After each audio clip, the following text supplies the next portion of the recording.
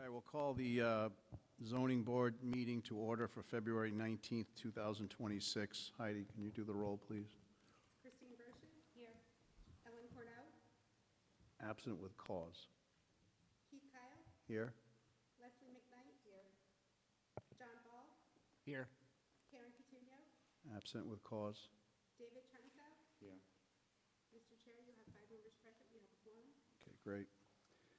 There are no administrative matters. Do we have minutes, or are those being postponed to the next meeting? We have the November and December, which I do need a post for. Okay. And then a motion to continue to January, both sets. Okay, can I have a motion to approve the November 20th minutes? I'll make a motion to approve the November 20th. Is there a second? Second. All in favor? Aye. Aye. I'm abstaining. I wasn't here in November. Okay. Can I have a motion to approve the December 18th, 2025 minutes? I'll make a motion to approve the December 18th. Is there a second? Second. All in favor? Aye. Aye. And can I have a motion to continue approval of the January 22nd, 2026 and January 28th, 2026 minutes to the next meeting, which would be March 19th? I'll make a motion to continue the minutes Sure. for January 22nd and January 28th. All right, is there a second? Second. All in favor? Aye. Before we get to the matters tonight, there's a bunch of continuances, so I'd like to just deal with them first in case there's anyone here on those matters so we can get rid of them. So the first matter is an appeal, McCarthy. I don't see Mr. Landry here. Is that just by agreement that it's being? Mr. Chair, I believe he submitted a letter asking for the board to continue the application to a date certain of March 19th. I believe Attorney Landry is not in the state. Is there a motion to continue the McCarthy Plat Z Lot 2, 170 Gibson Avenue matter to March 19th? I'll make a motion to continue that to March 19th. Is there a second? Second. All in favor? Aye. Okay. The next matter seeking a continuance is Cherry Plat S Lot 32, 48 Walcott Avenue. Is there someone here on that matter? Come on up. Hi. Hi. I would like to request a continuance. Okay. Do I need to say a date? No, so here's the issue. We can continue it on a motion to March 19th, but I just want to let you know there's already 5 matters on for March 19th, and if all of the matters tonight get continued to that, you'll most likely not get heard, so we can give you a date in April if that would be better. Mr. Chairman, before she agrees to that, I just want to make a mention, her application's been in the pool since 2024, so she would be at the top of the list Oh, for all this. right. So March her 19th? application would be okay for this sense. March 19th?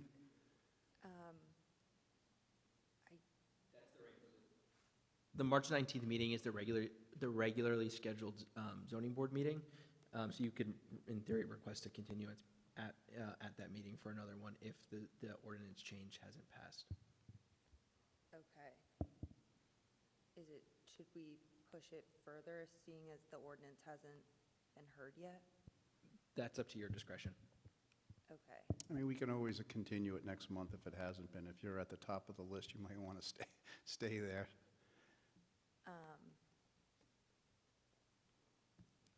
Can I ask for a date in May? Is that too far out? No, you're more than welcome to request a continuance to May. It would be May 21st. Yeah. Okay, is there a motion to continue the Cherry matter to May 21st, 2026? I'll make a motion to continue the Cherry hearing to a date certain of May 21st for Plat Okay, S, Lot 32, 48 Walcott. Is there a second? Second. All in favor? Aye. Great. Thank you. See you then. Oh, sorry. Maggie Cherry. And just for the record, I think it was May 25th, is it? 21st. 21st? Okay. The next matter seeking continuance is the Gibson Court Condominium Association Plat E Lot 34-CM. Anyone here on that matter? I don't believe so, Mr. Chair. The applicant had requested a continuance. They did not specify a date certain, and I believe this is their second request for a continuance. So we can still go to March, or do we have? Yeah, you can still go to March. It's up to the board's discretion if you want to push it out 2 months or go to March. Is there any discussion about that, whether we should go to March or April? If we're already full for March, should we, and if they're not here and not asking for something of preference, wouldn't it be better to put it on a calendar date that would give That them seems success? reasonable to me. So is there a motion to put it on for the April calendar? I'll make a motion to continue it to April 23rd for the Gibson Court Condominium Association, Plat E, Lot 34CM. Is there a second? Second. All in favor? Aye. The next matter is seeking a continuance is Perillo, Plat R2, Lot 350, 36 Mullis Drive. Well, hello, long lost. Hi, Mr. Kyle, how are you? Stephen Marcello with offices at 70 Jefferson Boulevard. My client's asking a continuance to the March 19th. I attended the planning board meeting yesterday. All the attorneys seem to be in agreement with the proposed ordinance. That ordinance will be heard at the March 2nd town council meeting. The second reading would be 14 days later, which would be the 16th. So there's a good chance that these applications will be at least able to move forward on the 19th. Obviously, if my clients, if the docket's full, then we'll get pushed to April. But we're requesting the 19th at this Is point. there a motion to put this on for March 19th? I'll make a motion to move Perillo to March 19th. Is there a second? Second. All in favor? Aye. Great, thank you. Great, thank you. The last matter seeking continuance is Rodman Street LLC Lynch, Plat H, Lot 65, 140 Rodman Street. Anyone here for that matter? I don't see the representative in the crowd. I do believe that they had spoke with someone in our office and had requested a continuance. I don't recall if they had a date certain in that conversation. I believe this is their first request, so we can push them out to March, and if they're not heard, then they will get pushed to April. All right, we have a motion to continue the 140 Rodman Street to March 19th, 2026. I'll make a motion to move 140 Rodman Street to the March 19th meeting. Second? Second. All in favor? Aye.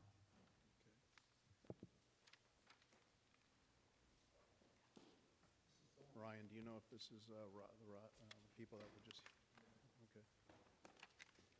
All right, the first matter on tonight for hearing is Robbins, which is a continuation of a prior hearing, Plat NS, Lot 251, 163 Colonel John Gardner Road. Good evening, Mr. Chair. Attorney Dane Ardente for the record. Attorney Dane Ardente for the record. Hi, counsel. So I was not present for the last meeting, so I'll sit here, but I'm not participating, just so you're aware. Understood. Very quickly, could we request that this be moved down the agenda because I'm still waiting for my expert who's running about 10 minutes late? Yeah, sure. Thank We'll you. move it. Yep. If I may, I'm also interested in this case, and at this time, I'd like to, I don't know, formally enter my appearance on behalf of the Colettis, who I believe are objectors. Joe, can you just identify yourself for Joe Alicia? Altieri. Joseph Altieri. So I would just like to enter my appearance. As I understand it, perhaps someone can, because I'm not particularly familiar with what has transpired so far. I heard something about an expert testifying today. I think that's what they're having proposed to come up. They're waiting for their expert to arrive. So Okay. You'll have an opportunity to cross-examine that expert or ask him questions, whatever. Okay. I just wanted to inform the board that I am involved and I will be representing the Colettis in this matter. I have just recently been involved, so I'm not prepared to present a case at this time on their behalf, but I'm certainly here to hear what's going to be presented, and I'd like an opportunity at some point in time to respond. All right, so the first matter on for tonight's hearing then will be Pelosi Plat W, Lot 155, 24 Turn Road. Good evening, members of the board. Oh, good evening. How are you all doing tonight? Good? So I am the builder. You just identify yourself so that Yes, Alicia sir. knows who you are. Thanks. Yeah, absolutely. I'm the builder of the home, Joseph Pelosi of RI Home Builders. And I am here representing the property owner. She needs to swear you in, please. Oh, sorry. That's okay. Please raise your right hand. Do you solemnly swear that the testimony you're about to give will be the truth, the whole truth, and nothing but the truth, so help you God? I do. Thank you very much. You're welcome. Go ahead, proceed. So I am here on behalf of the property owner, Donna Pelosi, who is also my mother.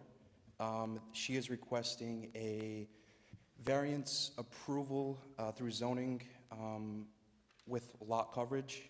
The two items that are putting her over the lot coverage are, one, as you can see on the screen there, the labeled impervious walkway, which I contest that, and two, the rear deck, which is highlighted in red on the rear of the property there. Excuse me, could we get it zoom in so we could kind of see that picture a little better? And just so when you're explaining it, we could see it. It's kind of hard. Oh, perfect. So again, the front walkway here, which is done by Unilock Pervious per the manufacturer's spec pavers, which were sourced at Arnold Lumber. And I have the manufacturer's spec if needed, and I can submit it at a different day, but tonight I don't have that. So item number one, that's putting her over the lot coverage, is the walkway as just mentioned. Secondly, is the rear deck. If this is deemed pervious, which again, I believe is the case, per manufacturer spec and per my installation, then this rear deck is only putting her over the lot coverage by a small percentage. I believe it's 2 to 3%. That's what she's seeking approval for, 2 to 3% overage. Again, if this is deemed pervious. If it's not deemed pervious, probably 4 to 5%. I don't know the exact metric, but I know that the as-built that we did through our surveyor, Jeff Balsh, has that exact metric on it, and I can submit that as well. But that's what that's what she's looking to obtain. Variance approval for those lot overages.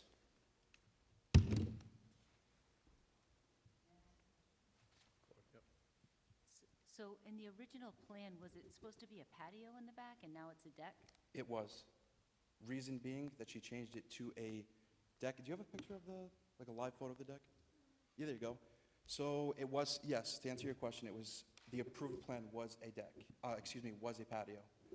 The reason she switched it to a deck was because my nephew, her grandson, who lives with her at the house full-time, as well as my sister, is autistic. And she is finding it much easier for the autistic child to safely walk in and out of the home without walking downstairs, because sometimes he tends to run away.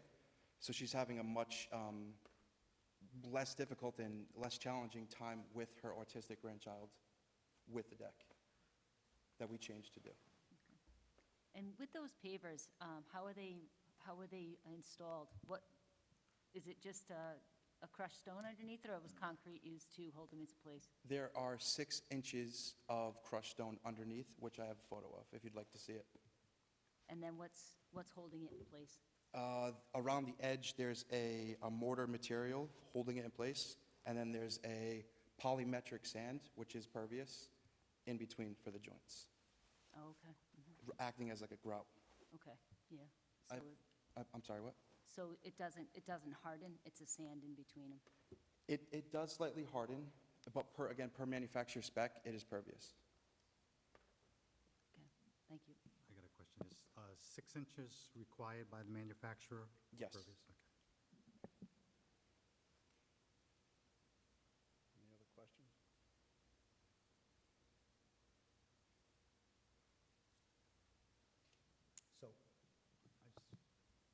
I'm, for the staff, a pervious patio is not considered part of the coverage? Or is? In a pervious patio, a patio that's deemed to be pervious would not be considered for building lot coverage, nor for hardscape. I believe they're over on their site coverage, which is an additional lot, or it's an additional calculation because their site is located in a high water table. And if I remember correctly, Wayne, when I put my driveway in, you had to submit the specifications from the manufacturer that basically proved they were pervious stone. Correct. Okay, Yes, and they So- have submitted that online to our department. okay.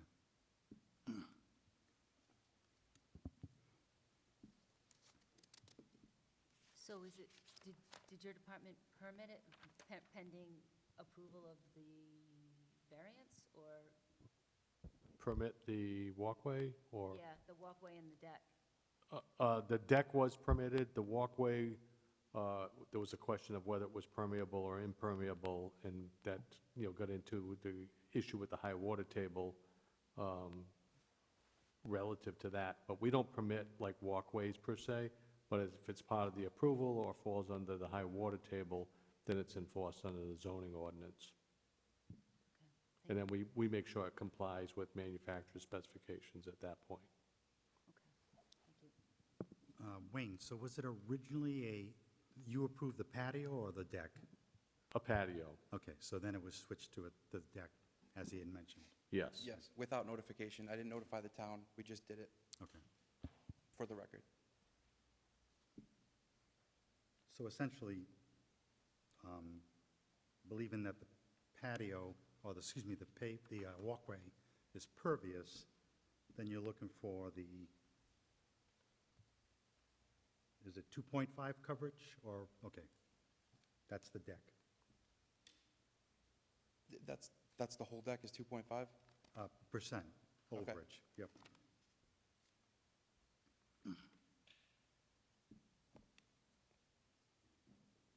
Part of the standards that we have to meet is that this is the least relief necessary. How would you say that this is the least relief necessary? Could you define least relief necessary so I can answer that question properly for Well, you? you're asking to go over what. Okay, yeah, relief, gotcha. Yeah, yeah. Could you ask the question one more time so I can answer? Sure. So part of the standards that we have to meet is that this is the least relief necessary. How can you help us understand how this is the least relief necessary? I think that falls in with the least relief necessary as the property owner requesting, based off her autistic grandchild with that need. The least relief necessary, I think it falls in with that, meaning the needs of her specific, So mean- I can jump in here. So I'm just talking with staff. This application for zoning relief was filed in September of 2025. The least relief necessary standard was removed by the General Assembly in 2024. So that's not an applicable standard here. So that's not something the applicant has to show to you. Great. I think we talked about this with the Healy matter maybe a month or two ago. Yeah, it was just, it's in. I get it, I get it. So- And whoever is making the decision, I have the current law in front of me, I'm happy to assist. Yeah, I think what happened is in the staff report, Yep. it's still mentioned in Yeah. there as an element, so, Yeah, and I mean, I understood too that it was not. I think an what element. prompted that is when a building permit was filed, but it's, we're Yeah. trying to get it right on the fly, and I wouldn't look at that as a holdup to this application. Are the rest of the standards correct to be looking at or not?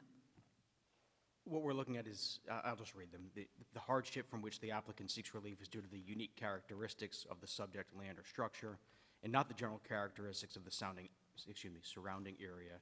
2, that the hardship is not the result of any prior action of the applicant.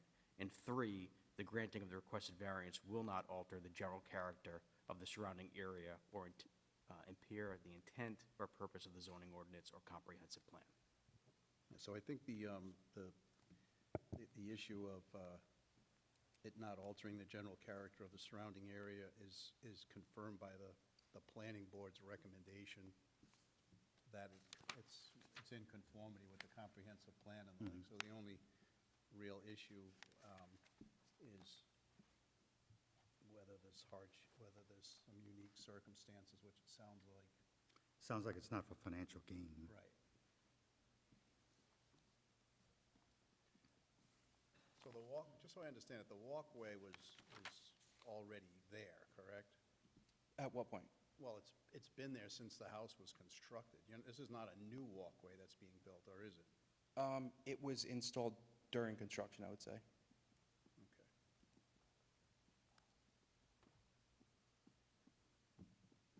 Any other questions?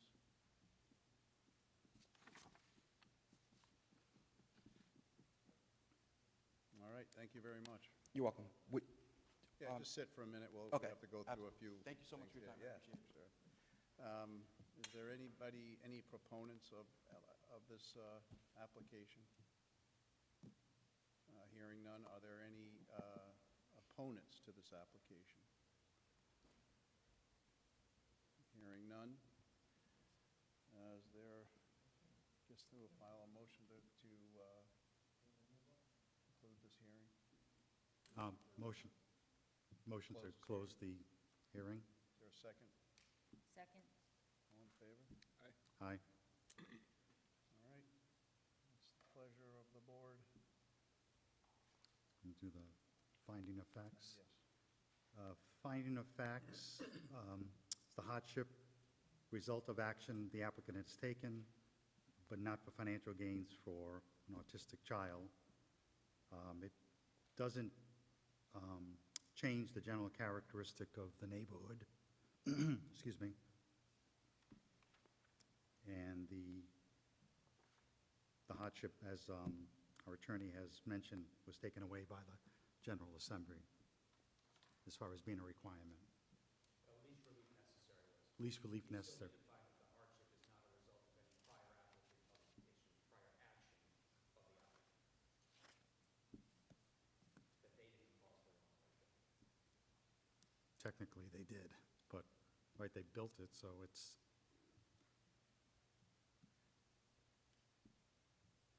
I mean, you may look to, again, I'm not going to put words in your mouth, you may look to some of the facts such as the child with certain issues that may be a hardship for these people. I don't want to suggest that you must find that, but that may be a hardship that you find is acceptable in granting this variance.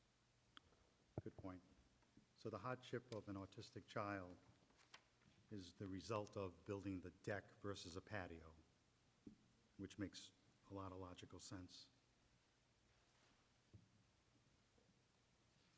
And then the relief, the least amount of relief will be to grant the 2.5. So that's the standard you don't have to worry about. Okay.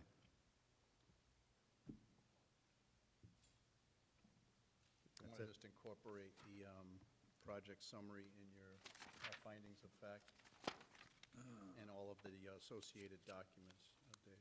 Project summary, Pelosi, tax assessor plat W, lot 155, along with the staff comments. And I believe that's it. Oops. And the relief sought for the deck is 2.5% coverage, site coverage, because the walkway is a pervious material. Could I have a second on those findings of fact? I'll second the findings of fact. All in favor? Aye. Is there a motion? Motion to grant the 2.5% site coverage variance for the deck. I think we also have to do 1.2% for the building coverage variance as well. Oh, okay. Yeah. I thought that was for the walkway, no? Right, but there's two variances being sought. Yes, that's correct. Okay. So move to grant the 1.2 square footage building coverage as well as the 2.5 site coverage, square footage site coverage variance. Mr. Trenzo, do you want to also include the conditions outlined on page 3 through 5, 1 through 6? As well as the staff comment outlined on pages 3 through 5. And do you want to include the planning board's recommendation in your finding as well? as well as the planning board's recommendation noted on page 4.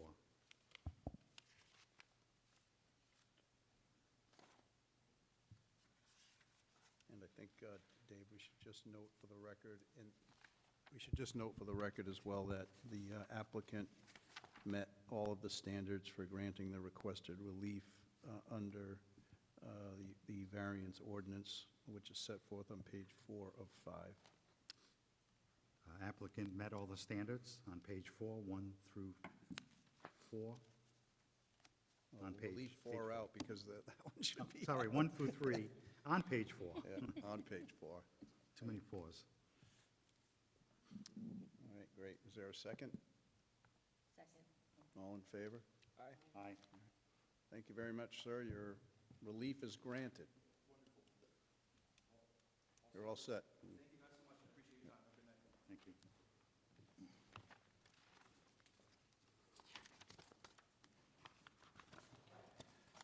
Okay, the next matter is Zulo, if I'm pronouncing that correctly, Plat N, Lot 73, 16 Elm Avenue.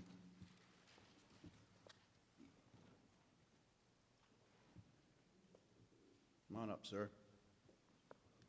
Good evening. Good evening. Can you My just name- identify yourself for the My stenographer, name is please? Jeffrey Davis. I'm a licensed civil engineer. I've been working on some of the CRMC applications. It's my understanding that we're seeking relief for 3. Excuse me, sir, I'm sorry to items. interrupt. Alicia, you need to be sworn in. For 4 items. Yeah, but Just raise your right hand, please. Do you solemnly swear that the testimony you're about to give will be the truth, the whole truth, and nothing but the truth, so help you God? I do. Thank you. And I have a bit of hearing problem. I've got my hearing aids in, All right, so excuse me if I have a problem. it's okay. I'm We'll here to get answer it. any questions I can. So The issue is the raising of the existing structure, no changes to the existing structure except the addition of decks to the exterior of the structure. She's seeking relief so that she can have extra availability of entry on the higher level due to the raising of the structure. And also, they're asking for relief regarding 4 feet for the elevations due to the FEMA regulations. And I'm quite familiar with that area personally. I know that it's quite low, and the street does occasionally, around the corner, get flooded, so, and we're in the process of providing wetland flagging with the surveyor.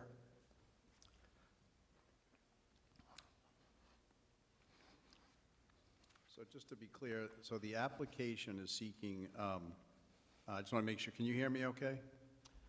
Sir, so the application is seeking a 157-foot variance from the Coastal Resources Overlay District.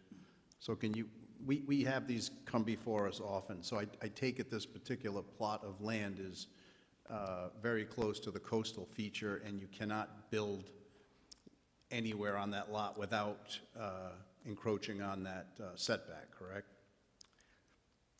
So you need yes. relief from it. But that will be answered officially by the survey of wetland flags, which is happening now. There's already, you have a report from Mr. Azimus regarding wetlands, and he would be the source for that.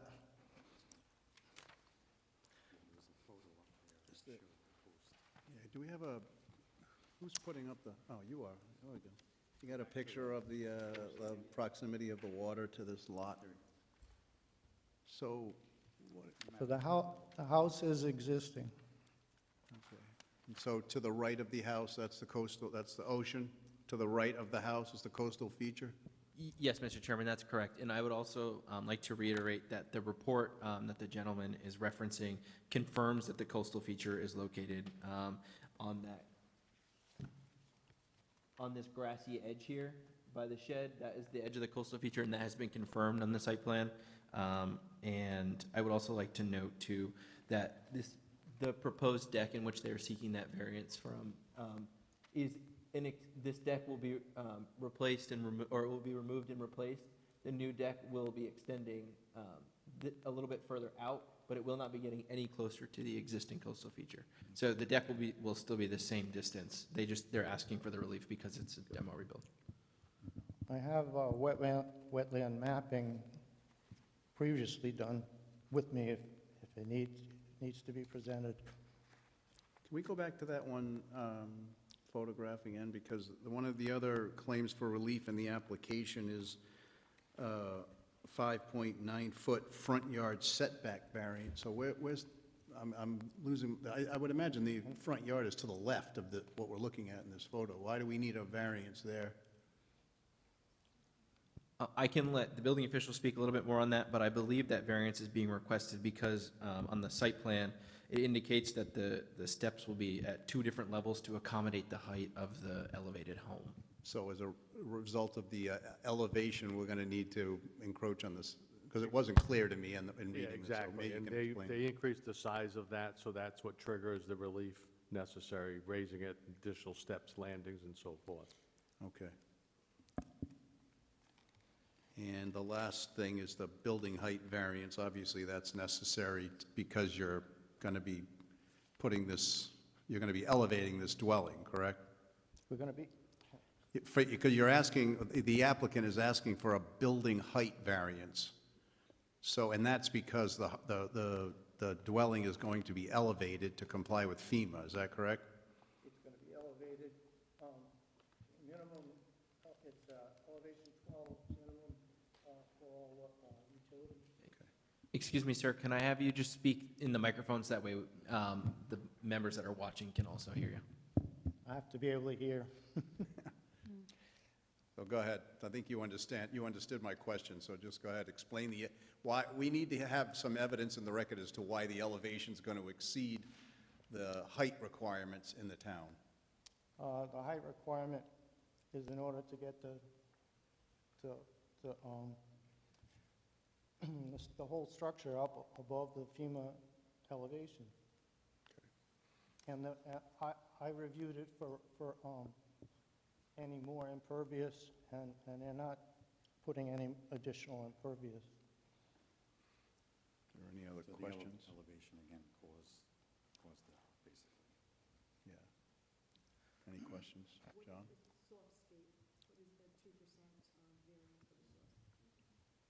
What is the 2% variance for the softscape? Can you describe what the variance for the softscape is? I don't understand why my hearing aids are not hearing right. The variance for the softscape, that's another item here, a variance for the softscape. The softscape, that's for the decks, yes. That's for the variance is for the deck, yes. Softscape. Okay. So the deck's a little bigger and that causes. Yeah, and again, is that because of the property being elevated that you need to have a variance on the softscape as well? Is that being caused by that? Yes. Okay. In order to enter into, if you put the elevation of the house up, you can see that it's raised, so the entry is going to be upstairs. There'll be a garage, well, you show garages downstairs.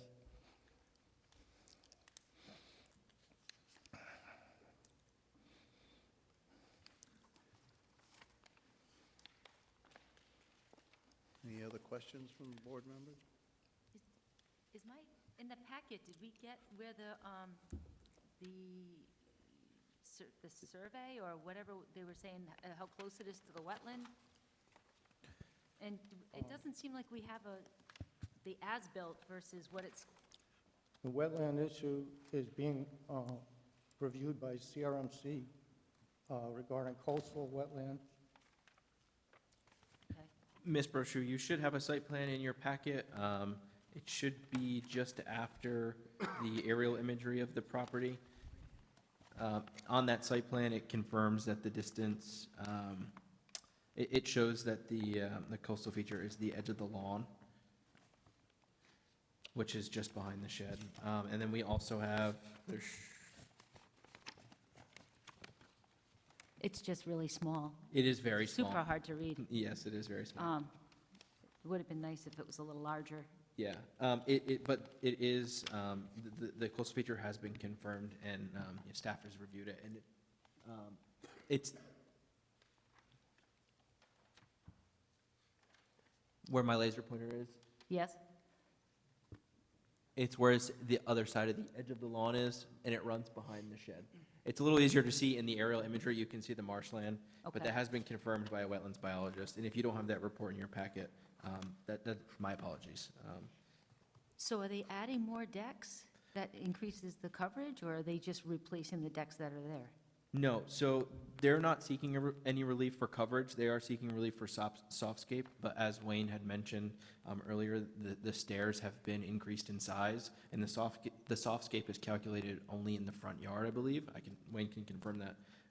And that is why they're 2% over, is because the size of the stairs is increased to accommodate the height of the elevated dwelling. Okay. Yeah, I'll just add to that, it's also the driveway, so any driveway counts against the softscape. So between that and any walkways, landings, deck that are in the front, goes against the softscape. So because the lot's only 50 feet wide, it doesn't take much to be deficient in the softscape requirement. Okay. Any other questions?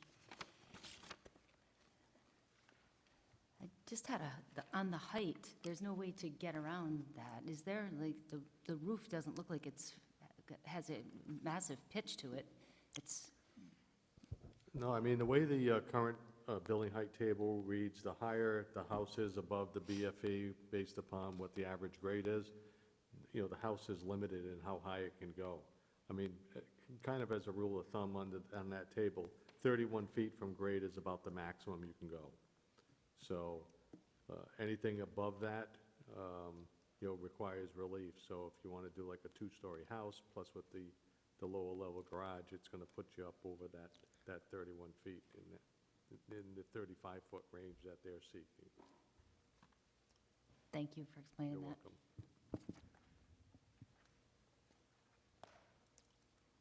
Is this all subject to CRMC approval? Yes. All right, any other questions for this witness? All right, thank you, sir.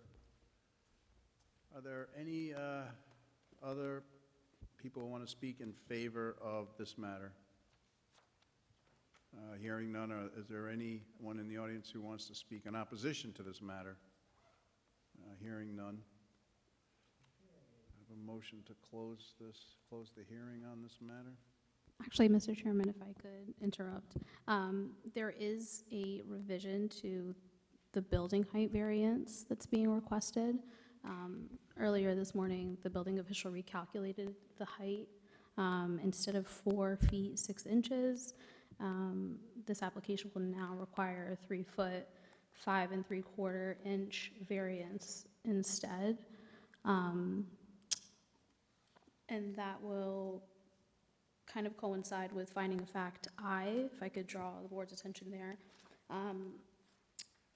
With these new calculations, the last sentence reads, or should read, the building official determined during his review that the height of the BFE design elevation from average grade at the front of the foundation to be approximately 3 feet 5 3/4 inch. Also, the maximum height limit allowed above the BFE for this project should actually read as 26 feet 3 inches and 3/8 of an inch. As proposed, the dwelling will be elevated to 29 feet 10 inches. So we do have some revisions there. Staff is happy to update this report accordingly, but just so the board is aware that there was a recalculation done today. And if you have any questions. Thank you very much. Is there a motion to close this hearing? Motion to close? Yes. Second. All in favor? Aye. Aye. It's the board's pleasure. I would make a motion as to findings of fact. Okay.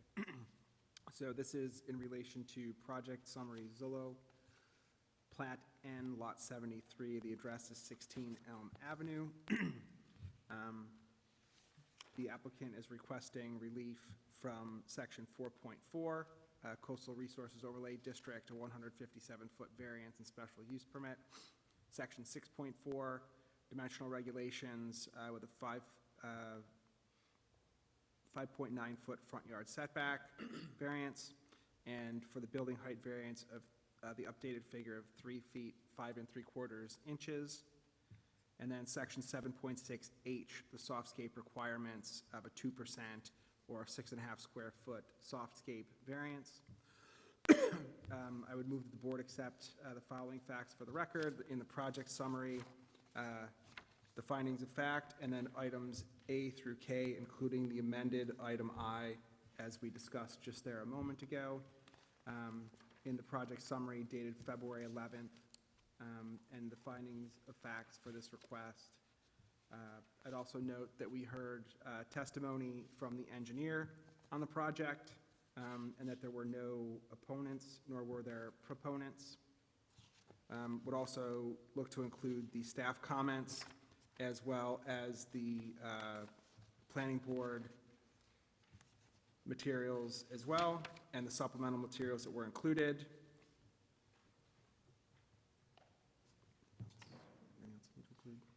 And that would be my motion.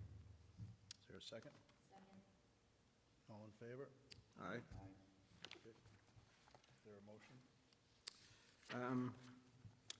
I would move to approve as requested, again, subject to the conditions that are laid out here, including the CRMC.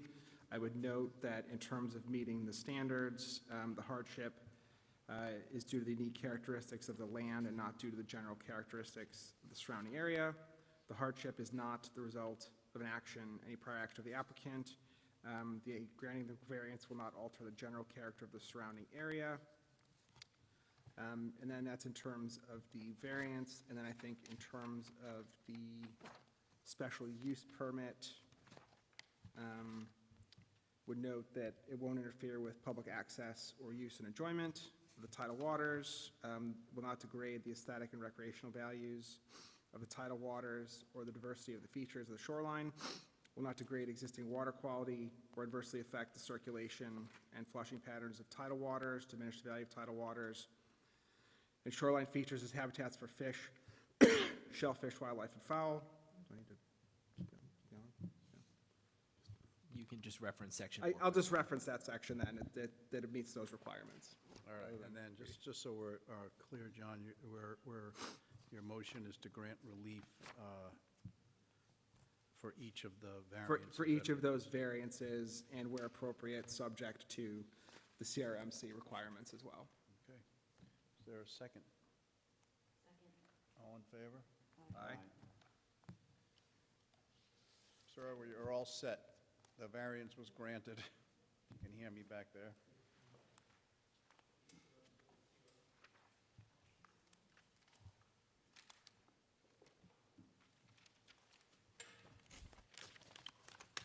All right, the last matter is Robbins Plat NS Lot 251, 163 Colonel John Gardner Road. Just for the record, I'll be recused since I did not appear at the first hearing on this matter. So Christine will be the de facto chairman for purposes of this meeting.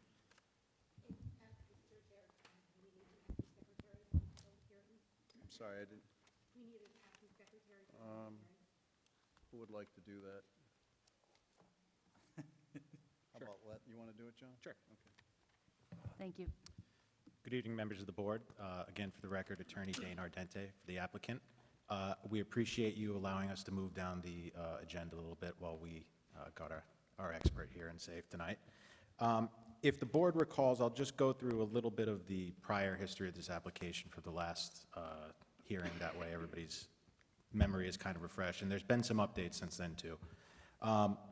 If the board recalls, this was our application for a special use permit to permit 2 bedrooms in the lower unit of the applicant's property at 163 Colonel John Gardner Road. The upstairs currently has 3 legal permitted bedrooms, so this would just be a special use permit for the 2 bedrooms in the lower portion pursuant to section 1223 of your code. Now, if the board recalls, at the time that we had met at, I believe it was the December meeting, there were 2 renters in the units in the basement. Since then, and we can confirm it with Mr. Pimentel as well, we have moved those renters out, and the applicant has secured alternative housing for them, a lease of which has been provided to Mr. Pimentel, and we also had the applicant issue an affidavit saying that those students were out by February 1st.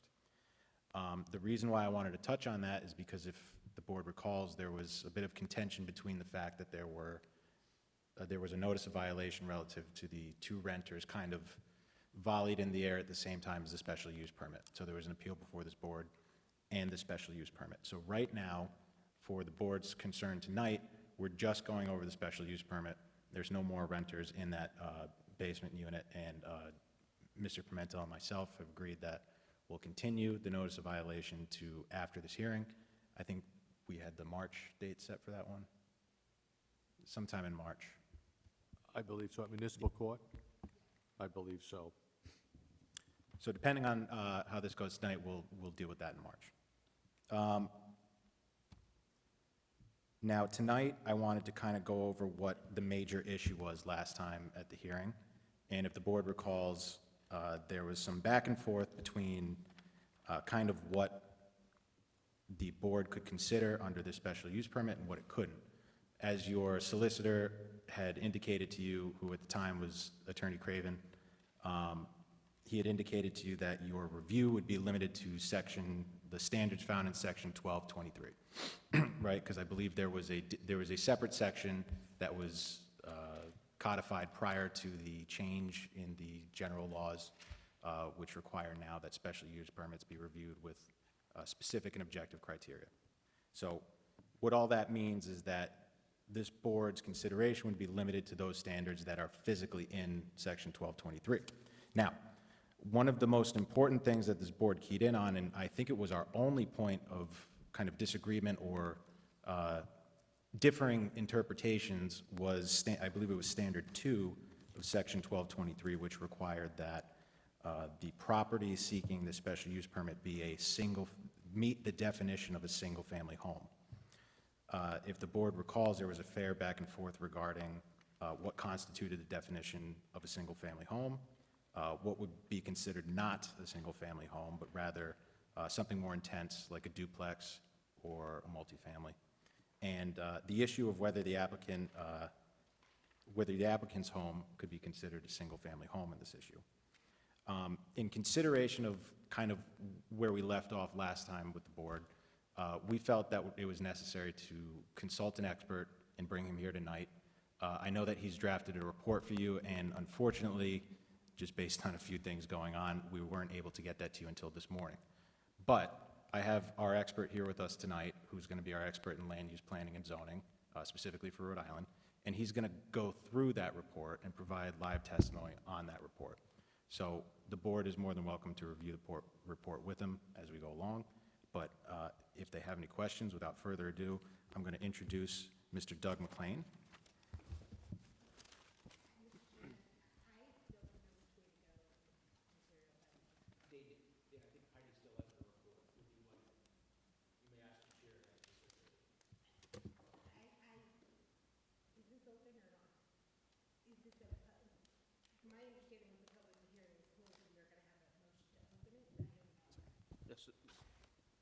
I watched the video yesterday as to the December proceedings. There was a motion to close public comment. The public hearing itself was still open. As the board is aware, it happens from time to time. Public comment is opened and closed. Sometimes somebody pops up and wants to make commentary. The public hearing has remained open, and that's how we were continued to today. Out of fairness to the public, if Mr. Ardente is going to submit a report, testimony, any other evidence whatsoever, I think I would insist that we reopen public comment so that anybody could address new evidence that is being put on the record. Okay. And additionally, if it helps, Ms. Petrone, I also have our affidavit of renoticing this, just in case there were any issues on whether the public didn't know or not.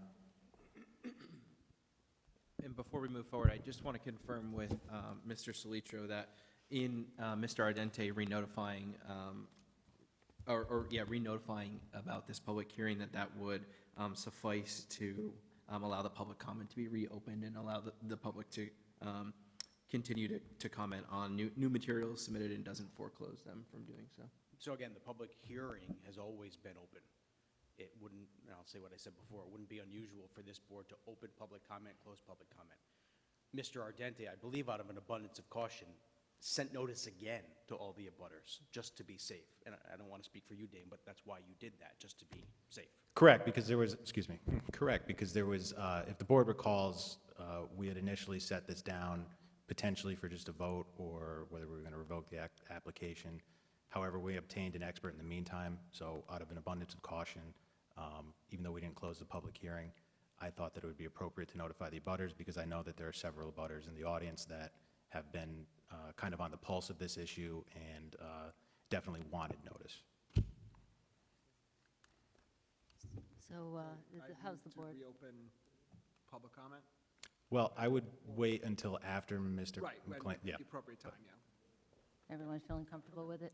Okay. Everyone's feeling comfortable on the board with this? Okay. Whether it's open now or open later, I don't think it matters. I'm just hearing from staff, they prefer it open now. I don't think it matters, Dane. I don't think it matters. I would recommend to anybody who is going to, for their own sake, who is going to comment in the public comment, that they would wait for Mr. McLean to go through his. I agree. I think the floor is yours right now. If we want to open public comment now. Right, and I think he would be the next to speak. Okay, good. So we want to have a motion to open public comment. Yes, That could be so okay. moved. Second. All in favor? Okay. So just for housekeeping purposes, would you like Heidi to distribute those now? Yes, please. Thank you.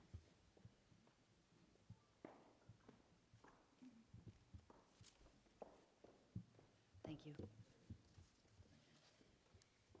So is this going to be applicant's Exhibit 1? Is that what Yes. we're going to be considering that tonight? Yeah, I suppose it would be Exhibit 1. I don't know if we want to do a Meeting 2 Exhibit 1, because I believe we had exhibits that we wanted to incorporate from the last Okay, meeting in December. okay. I would probably label it Meeting 2 Exhibit 1, or if you want to do Exhibit, yeah, I think that would probably be the easiest, Meeting 2 Exhibit 1. Heidi, do you have any preference on that?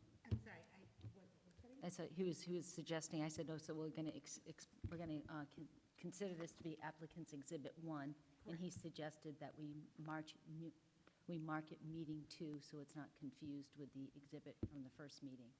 well, it would be historically, it's dated the day of this meeting, Correct. so it would be dated for the last meeting. Okay. I don't remember, my only thing is I don't remember if we had exhibit labelings at the last meeting, or if they were all. Did you submit it to us? Well, we had submitted, You did, I don't remember what it is. We'll continue from now. okay, Today's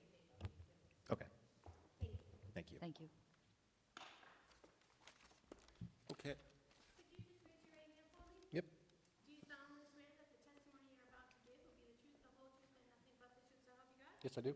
Please state your name and spell your last. Sure. Doug McLean, McLean. Thank you. Thank you. If the board wishes, I've appeared before this board once before. It was perhaps maybe 6 months ago on a small matter. I was accepted as an expert then. If it'd help, I could give a very quick summary of my background in planning and zoning, or if the board pleases, I could skip that. Make sure you're talking to the microphone. Am I a little too soft? Yeah, it's hard for some people to hear. Yeah, how is this for everybody? But you're having some Yeah. How is this for everybody?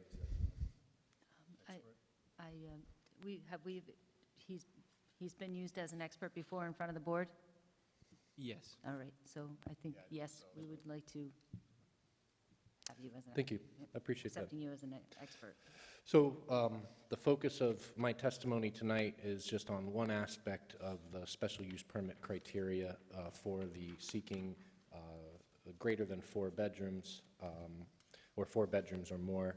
It's special use permit criteria, section 12.23.2, and that's that the project meets the definition of a single-family home, and that's as straightforward as that, and that's what I'm here to testify upon. I did do a site visit of this property 2 weeks ago. I've reviewed Narragansett's zoning ordinance language as it relates to this. I've conducted a review of other tax assessor records, other records the town has on the property. So that's a little background. And in general, what I'd like to do is go through 6 points in support of my overall conclusion that what is there is defined and does meet the definition as a single family. So point number 1 that I'd like to bring up is the definition for a single family in Narragansett. And if I may, I'm going to actually read the definition out of Narragansett's code. First off, the definition of a single family is a building containing 1 dwelling unit. So you have to look at the definition for dwelling unit, which is a structure or portion thereof providing complete independent living facilities for 1 or more persons, including permanent provisions for living, sleeping, eating, cooking, and sanitation, and containing a separate means of ingress and egress. So first I'd like to mention that when you review that zoning definition in Narragansett's code, it does not impose restrictions as to how these different types of facilities may be arranged within a single family. It's not prescriptive and it's not restrictive in terms of how these facilities may be arranged. There's actually nothing within the definition that precludes multiple living rooms, that precludes certain separations of living areas, nothing that precludes multiple bathrooms. There's nothing that precludes multiple kitchens or food preparation areas. And there's nothing that specifically precludes the expansion of living space into a basement or other areas of a single-family dwelling. So I think that's one of the core points here, is that we're reviewing the definition of a single-family dwelling, and it's not restrictive or prescriptive in a way that would suggest there's something specific happening at this property that does not meet that definition. So further upon that, I did take a look at the definition for a duplex, and this is my second of 6 points. This is the definition of a duplex. 2 single-family dwelling units, each with separate entrances contained within 1 building, sharing the same roof and foundation and divided by a common party wall, which common party wall must separate rooms used for human occupation and not garages, storage areas, or areas such as porches, patios, or decks. Further, after reviewing the subject property, I find that this property is in conflict and does not meet the definition of a 2-family or duplex. And that's because at this property, we certainly know that there's a living area in the basement, but there's interconnectivity between the basement living area and the first floor living area internally. There's no common party wall as suggested in the definition for a duplex. So what we know is that the basement and the first floor are internally connected. There's no common party wall, and the structure was not constructed as 2 separate units side by side or stacked on top. So basically, it's my conclusion that this property particularly does not meet the definition of a duplex. If they removed the internal connection, then that might change things. If they sought other utility means for each of the units independently, that might change things.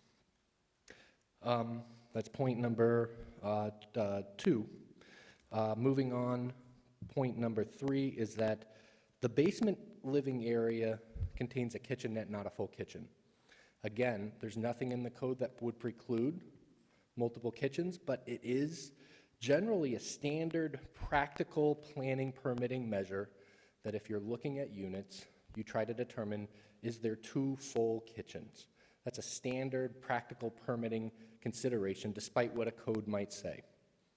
And it's a commonly accepted benchmark for what is identifying a full kitchen versus a kitchenette. And that standard, although there's no building code that states this, the standard is generally a stove or a range. If an area contains a refrigerator, does that make it a kitchen? Generally not. A microwave? Generally not. A sink? Generally not.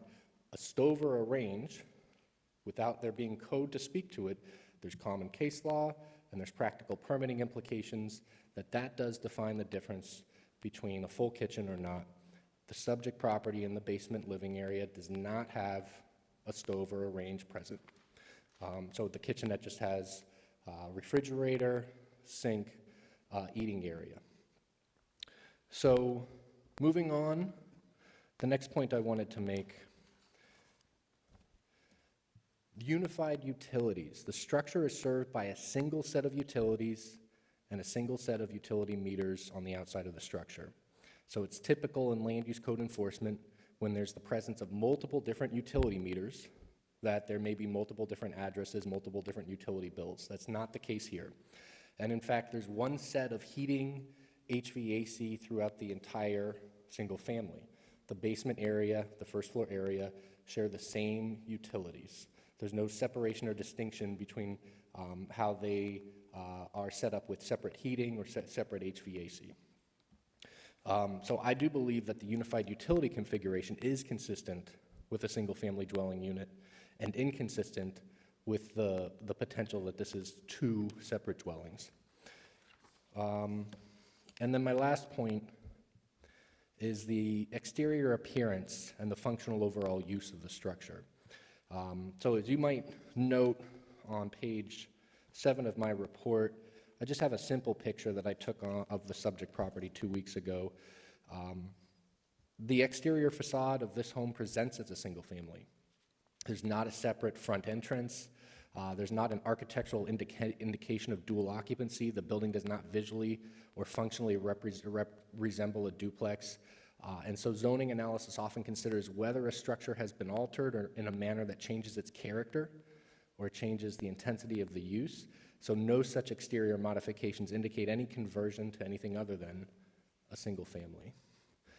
So with that being said, I just want to provide my conclusion, which is that based upon my review of this subject property at 163 Colonel John Gardner Road, and this is inclusive of my review of the town of Narragansett zoning code, the physical characteristics of the structure, the internal connectivity of the living areas, the absence of a common party wall, the lack of a full kitchen in the basement, the unified utility metering, the exterior appearance of a single family, and the municipal records identifying the property as a single family. This property has never been identified in any municipal record as anything other than a single family.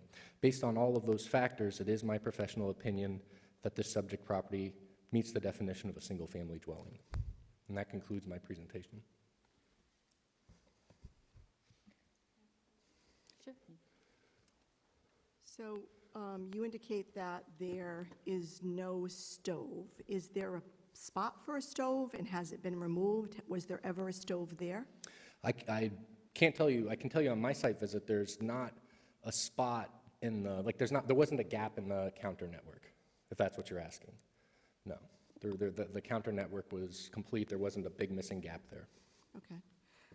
My second question is the definition of duplex: two single-family dwelling units, each with separate entrances contained in one building, sharing the same roof and foundation, and divided by a common party wall. So this building has two separate entrances. They are contained within one building, and they share the same roof and foundation. So the question really is about the party wall. So you talk about a stacked party wall.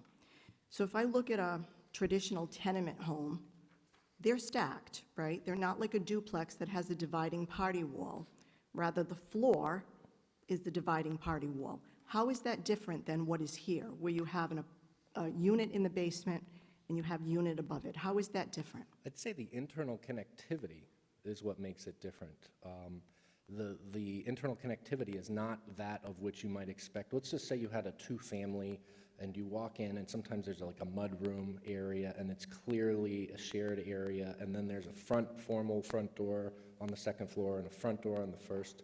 Here, the internal connection is nothing like that. It's basically, there's a main stairway in the middle of the first floor. It leads down to the basement area. Then you come into a laundry room area, and then you're basically in the living area in the basement. So I'd say the nature of that interconnection in this case really differentiates it from what is a standard two-family separation you see. Okay, thank you. Yep.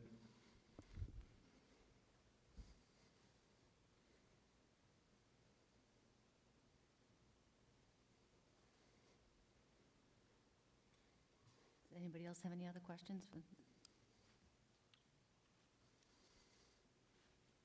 Please. Does the board have any other questions for the, I just wanted to clear one thing up by asking a question to Mr. McLean for the board. And I know that Mr. McLean touched on it a little bit, but are these observations, Mr. McLean, that you made from your physical visit of the property? Yes. Thank you. That's all I have. Madam Chair, you just might want to, or Acting Chair, you might want to see if Attorney Altieri has any questions. okay. Sure. Additionally, Thank just you. before Mr. Altieri's questions, the applicant had pointed out to me, and he's correct, the plans that are up on the screen are the prior plan set. They're not the most recent plan set that we had submitted. The most recent plan set that we had submitted to the board has those doorways removed. Yep, that one. Thank you. That's most recent. Sorry, which ones were removed? Yeah, add it. Do you have a pointer? There's one up there. Yes, these were the most recent plans. These haven't changed since the last zoning board meeting, but they had changed from our meeting with the planning board and the first meeting with the zoning board. But we had, at the advice of the planning board, we had taken out these two doorways to make sure that that wasn't considered, or there were no suspicions of that being considered a bedroom.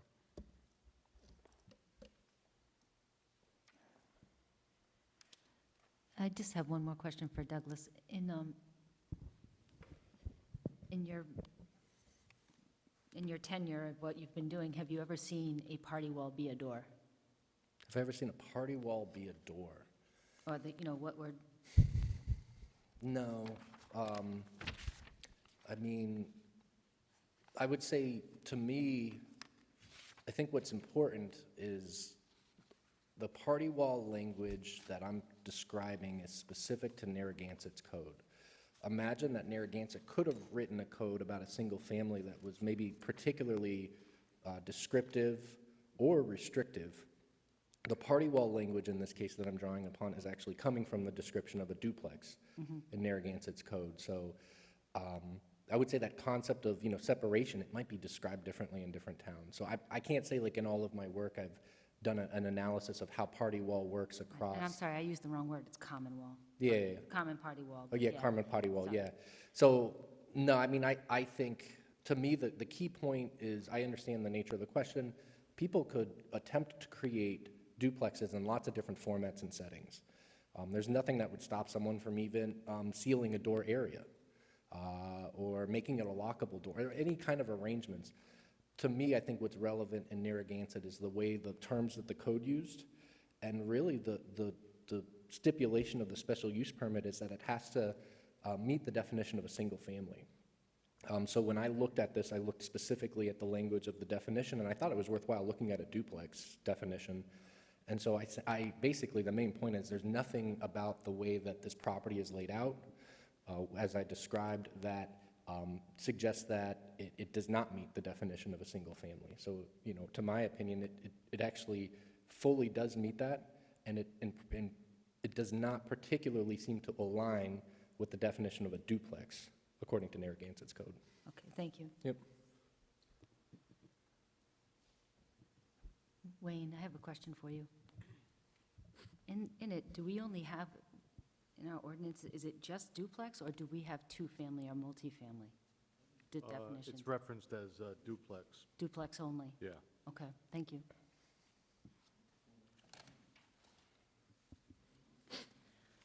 All right.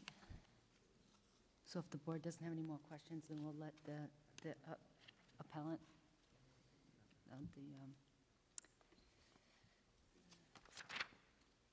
Mr. Altieri, after he has a minute, can go up and talk, ask Doug questions. I just, and it's something that I didn't hear, but I just have one question for you. Yeah. And it's something my client heard. But were you privy, or did you learn that that particular property had 2 leases prescribed for tenants in both the upstairs and the downstairs? Were you made aware of that? I was made aware in the history that there had previously been 2 leases. I'm aware that there's currently not 2 leases. I'm aware that there's not current occupation happening right now in the basement area. And my review is actually, I guess you would say, a forward-looking review, because here we are seeking a special use permit based on I understand. how it stands today. So as of when did you said that you actually went to the property? No, he asked, when did I visit the property? I visited the property 2 weeks ago today.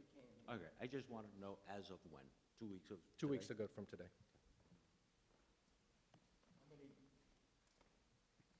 How many residents were at the house at that time?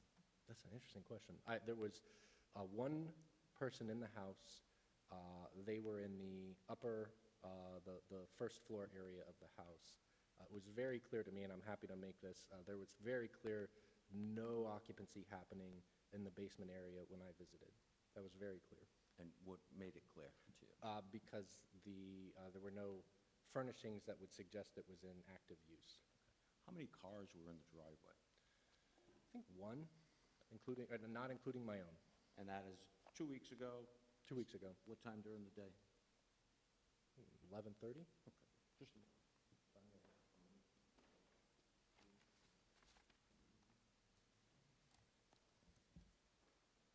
Any other questions? I'm not sure that he's finished. Yeah, no, that's fine. Yeah. Okay. Do anyone from the board have questions? Okay. Great. Thank you. Very much. Thank you. So I would take some help at this point. I'd like to ask, can I ask a question of council? Sure, please. So I know you mentioned, and I just want to make sure I understand, so the 2 former tenants who are in the basement have vacated, that lease doesn't exist anymore. Correct. The people upstairs still have a lease. Was that, is that? Say that last Sorry, time. the renters upstairs, they still have their lease? Yes, sorry, I thought you said. Was they that don't have- lease amended to include the basement space as well? Or do they still just have? No.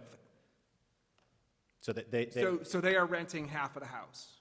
well, I Do don't. you see what I'm getting Yep, at? Is yep, that- yep, yep. So, and Mr. McLean mentioned that they're not using the basement. Their lease is for the upstairs. It still don't- kind of looks, it still kind of looks and feels. Can you give me right. one Of course. second?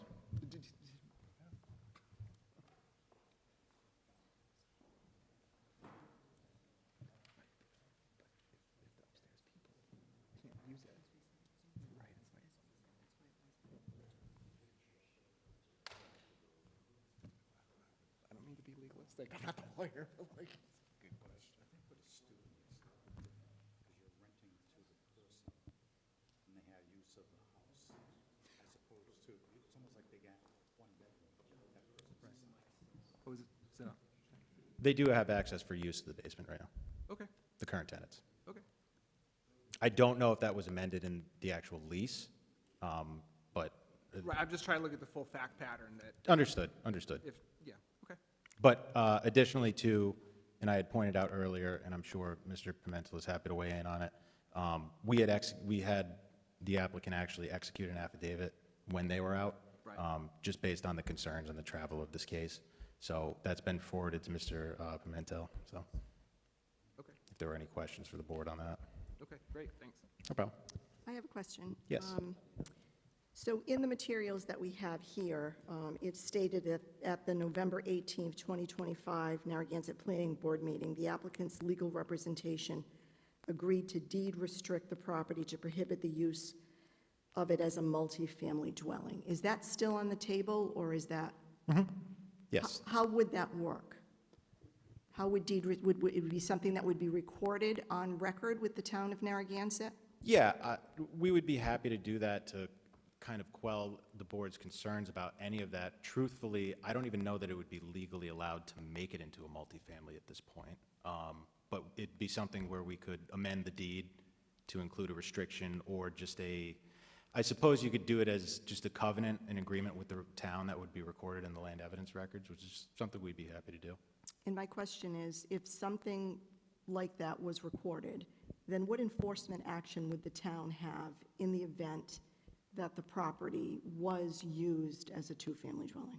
Sure. So it's not unusual for deed restrictions to be suggested. It comes up with planning all the time, and then it makes its way to you as something that an applicant may or may not agree to. What it does is it then binds a property owner. And if they're violating certain restrictions on their property and a complaint is initiated, it goes to Wayne's office. He conducts an investigation. And if he finds that the complaint is valid, he'll issue a NOV, a notice of violation. If it's a deed restriction, doesn't that become a civil matter? It's civil in nature, but nonetheless, if it violates, when you see these complaints all the time, where if there's a restriction in the use of a property, it would be within Wayne's purview to enforce that, unless I'm mistaken. No, I would Thank agree with you. I think if it was a condition of any zoning approval, then I can enforce it under the zoning ordinance. So if you put a restriction in any approval that it's limited to, a single family, then if they convert it to a two-family and I find out about it, get a complaint, then I can issue a notice of violation, a zoning violation, that they're in a violation of the approval, rather than something that's recorded in land evidence.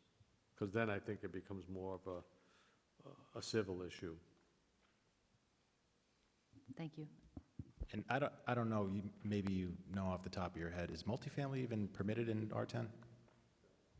So it would be a zoning violation either way, but let's say down the road that it does become permitted in the R10 zone, that covenant would still be enforceable against the property.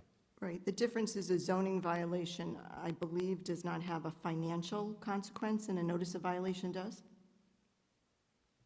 A violation of the zoning ordinance is what would prompt a notice of violation, which would then carry potentially a per-day financial violation.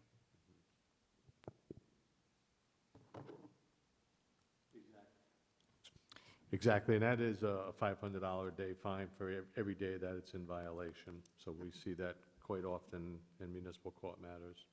Okay.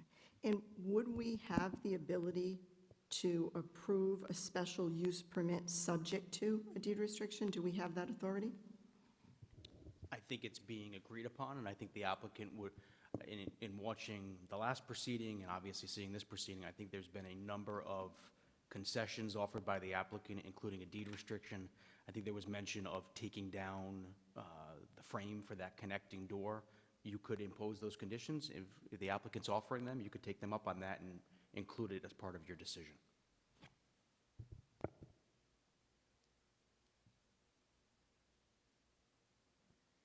I just have a question. When it was rented downstairs, did they rent it without a kitchen?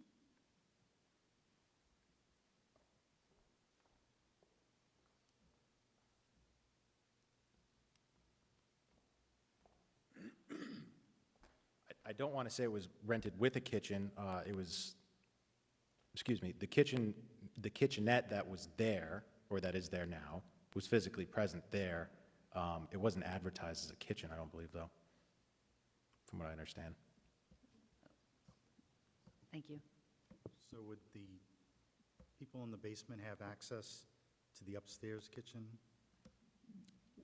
When it was rented? When they were rented? Okay, yeah, so the important thing to note, and I just want to back up a second here just to explain what we're talking about now. There was the notice of violation that Mr. Pimentel issued was for the illegal dwellings in the basement. So there's no dispute that those were not permissible bedrooms downstairs.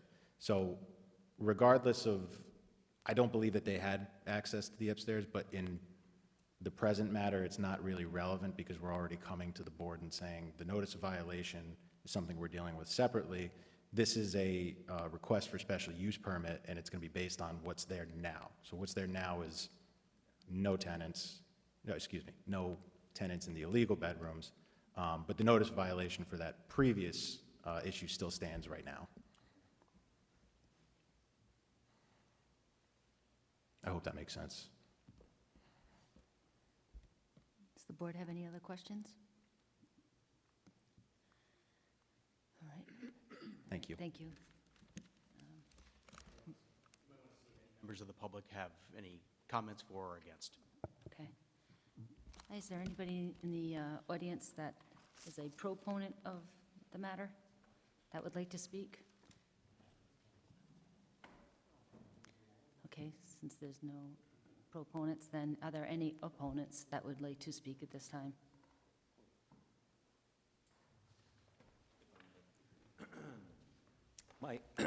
As I've indicated to the board, I've just been retained. I have had an opportunity to discuss some of the issues that my client wants to present, but quite frankly, I need some additional time. We heard the testimony of the expert. I notice he is local. If need be, I could certainly request him, but I don't think there's going to be a need for that. But I would like an opportunity to prepare some of my clients' comments without just having them come up here tonight to testify. So if I could have that opportunity, I would like, furthermore, my understanding that the nature of the fines and penalties are going to be heard sometime in March, so I would request sometime in April, because I'm interested in to see what happens with the fines and penalties. So I would request a continuance for the opponents that I represent to this sometime in April, the April meeting. Okay, I'd like to... So that, yeah, Madam Acting Chair, that request is within the discretion of the board, for the board to consider. I'm sure Attorney Al Dente will have a response, but it's well within your discretion to either grant or deny that request. So you could grant the request, we'll get a new date, continue to a date certain, or you may deny that request and we proceed to a decision tonight. Okay. All right. Is the board, well, yeah.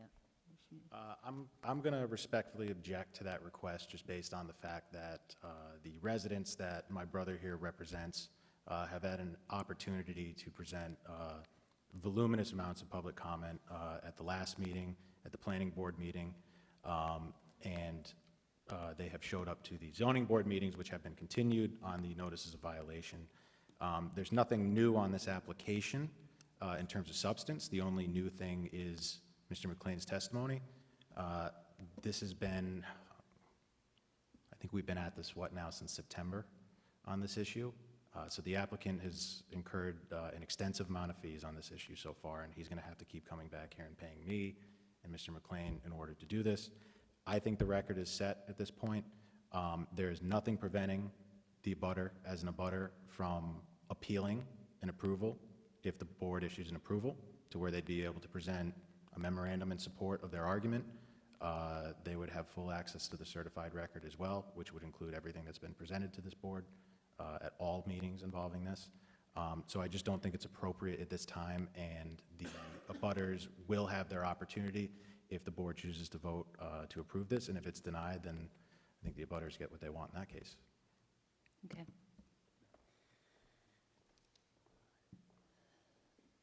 So, I was thinking I'd talk to the board. There was a lot Exactly. of- I think lot there of- should be some discussion amongst the board as to the request for a continuance while the public hearing is still open. We don't want to close the public hearing and then continue it. That would have been the problem we talked about earlier. Uh-huh. So I'd suggest exactly what you're thinking. Let's have a discussion as to whether or not you're to entertain the motion for a continuance by Mr. Altieri. Okay. There was a lot of information given tonight, even though we had a lot of information to start with. How are you all feeling about the information that you got tonight? Do you feel like you want to take some time to think about it, or give Mr. Altieri some time to prepare for his clients, or do you feel like you're ready to make a decision tonight? My personal opinion is to move forward now. I would agree with that.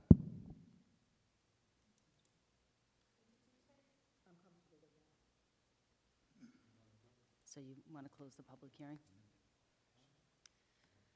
Unless they have anything else to add before we close it. Mr. Altieri, do you have anything that you want to add? Sorry? It's looking like it might get closed, so do you have anything that you'd like to add before we make a vote of whether we're going to keep it open or close this? So my request for continuance is denied? It's, That looks like we're, the consensus. we're going to go to a vote now. I didn't know if you had, I'd like to consult with my client then for a moment.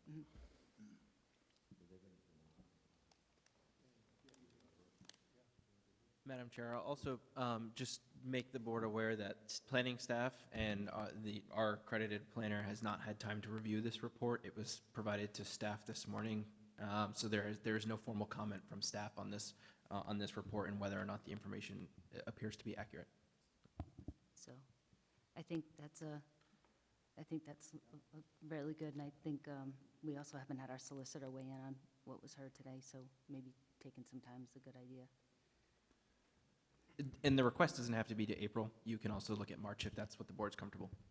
And, I think it's just worth for the record noting, there's nothing that was in the report that is different than what my public testimony was.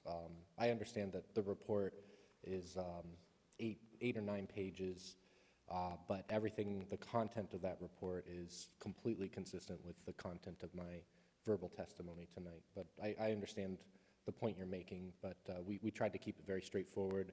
I think most of my report spends time opining on existing definitions in Narragansett zoning code, which is certainly something that's pertinent and been on the record for this application since the beginning. Sure.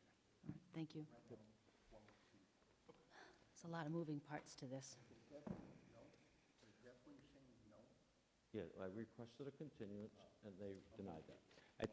At this time, on behalf of my Hold on client, one he second. would like to testify.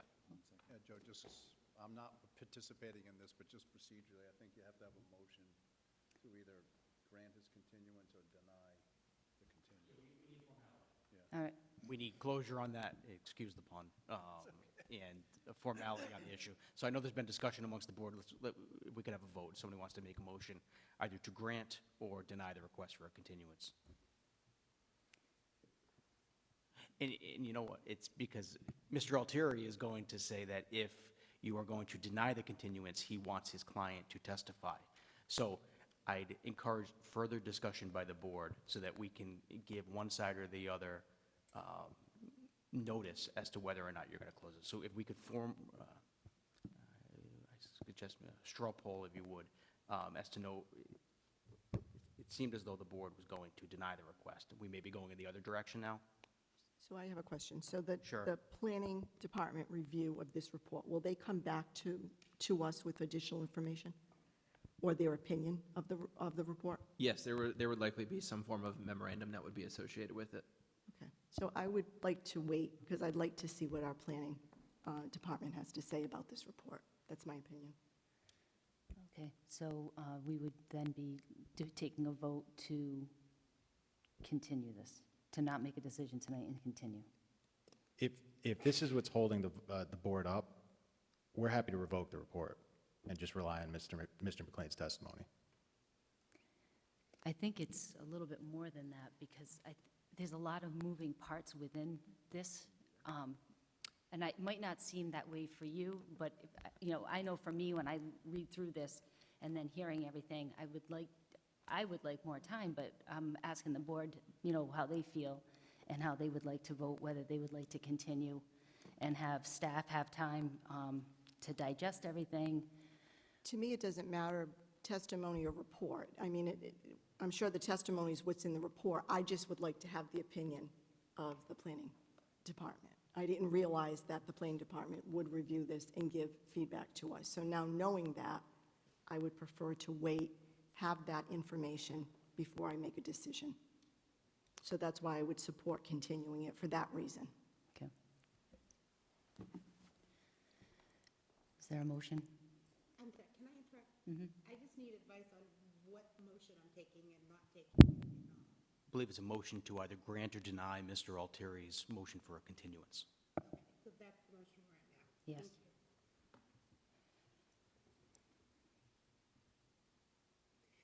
Can I ask another question? I might beat you to it, and if it is to grant, I would recommend a date certain. Well, if they're denying that request for continuance, and a board member's requesting that they have more time, is then that now another separate motion for a continuance?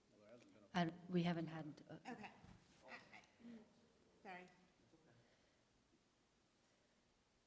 it's me not being used to the seat, so we're just having more conversation than normal, and we're just trying to figure out what the board wants to do before we actually make a decision, so. Can I ask a question? So I think, sorry, I'm still disinclined to grant the continuance, just because I think, in terms of Mr. McLean's testimony, I know he covered Section 12, and I know we went through that at length in the previous meeting. I think his was maybe just incremental to what had been discussed previously. I mean, in staff, in terms of hearing the testimony, do you feel there was anything substantive relative to what had already been in the record from last time?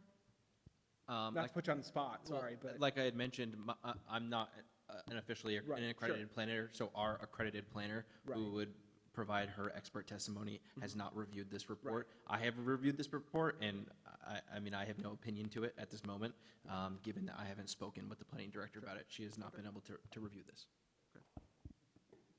Procedurally, we're accepting Mr. McLean as an expert. Right. So this is his submission as an expert.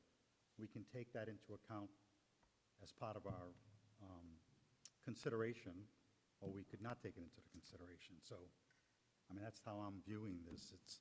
It's as you mentioned, John, we went at length about the single-family, double, duplex, two-family, whatever. This is an expert's opinion, which can influence us or not influence us. It's up to what we think.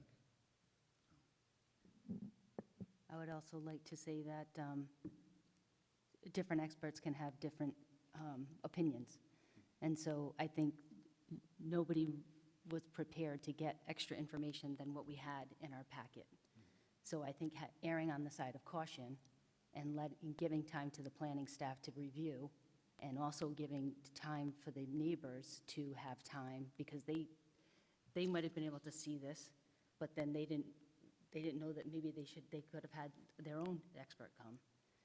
You know, so I think giving time would be, is where I'm leaning, continuing.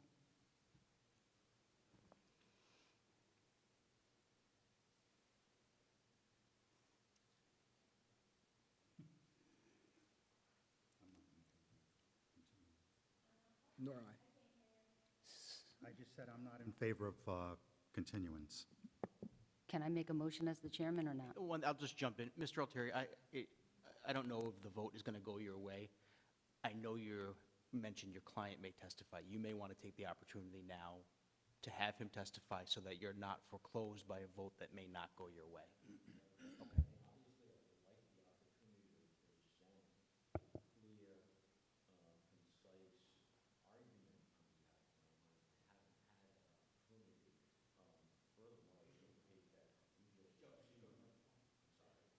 Furthermore, we just received this expert's report. We did hear his testimony, but I just read it for the first time less than 15 minutes ago.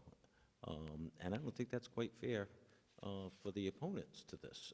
They want to hear what their expert is testifying to, and they want to be able to provide their argument and their points.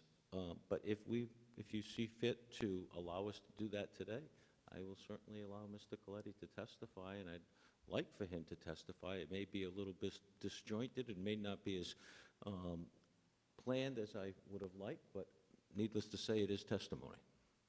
So with that being said, I'd like to call Mr. Coletti. Yeah. We still haven't had a vote to grant or deny the continuance, right? Can I make a motion? Okay. I make a motion to continue this to a date certain of the next meeting? Are we bottlenecked on the next meeting? We are, Ms. Brochure, however, this application would be the seventh application, so there would be a potential that it wouldn't be heard if it was in March, but you can schedule it to March if you'd like. Say that again? It would be the seventh public hearing on the agenda. So there is a potential that unless applications are moved off the list, there is a potential that it would not be heard given just the time constraints of the meeting. We don't want to run until midnight. However, there's a possibility that could still be heard in March, but they can be continued further if they are scheduled for March, at the March meeting. Okay, do you have a suggestion? It's up to the board's discretion. I mean, it's a busy agenda, but it's up to the board's discretion, so I don't really have an opinion or a preference. Well, I just think in a matter of fairness to our staff and to the town to have proper time to review everything, and for the opponents, I think that moving this to the March meeting is I'm making a motion to move this to the March meeting. I second your motion. All in favor? Aye. All who are not in favor?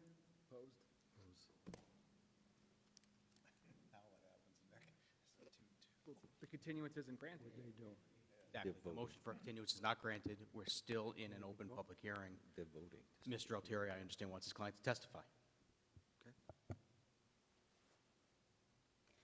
So, go right ahead. Do I need a motion? So you're going to allow him to testify? Are we going to allow Mr. Coletti to testify? Yes, he just needs to be sworn in.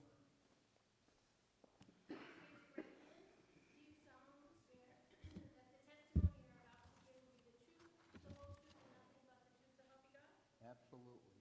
Help me God. Donald B. Coletti, C-O-L-E-T-T-I. Mr. Coletti, by whom are you employed? By Bruce Allen Realtors. In what capacity? I am the owner and the broker. Okay. And you have given me your qualifications. Have you ever testified before any zoning board's hearing as an expert witness? Many times. Okay.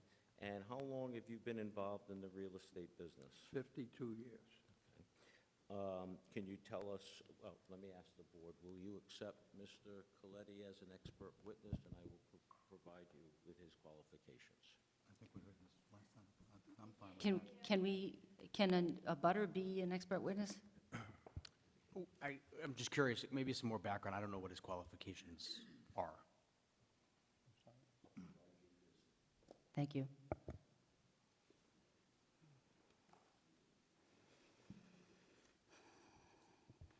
If the board is interested in accepting this gentleman as satisfied that his qualifications meet that of an expert, you can accept him as an expert. Okay. Yes, we'll accept him as an expert. Mr. Coletti, are you familiar with the subject property at 163 Colonel John Gardner Road? Absolutely. I've been in it many, many times for the last 42 years. Okay. Why don't we do it chronologically then?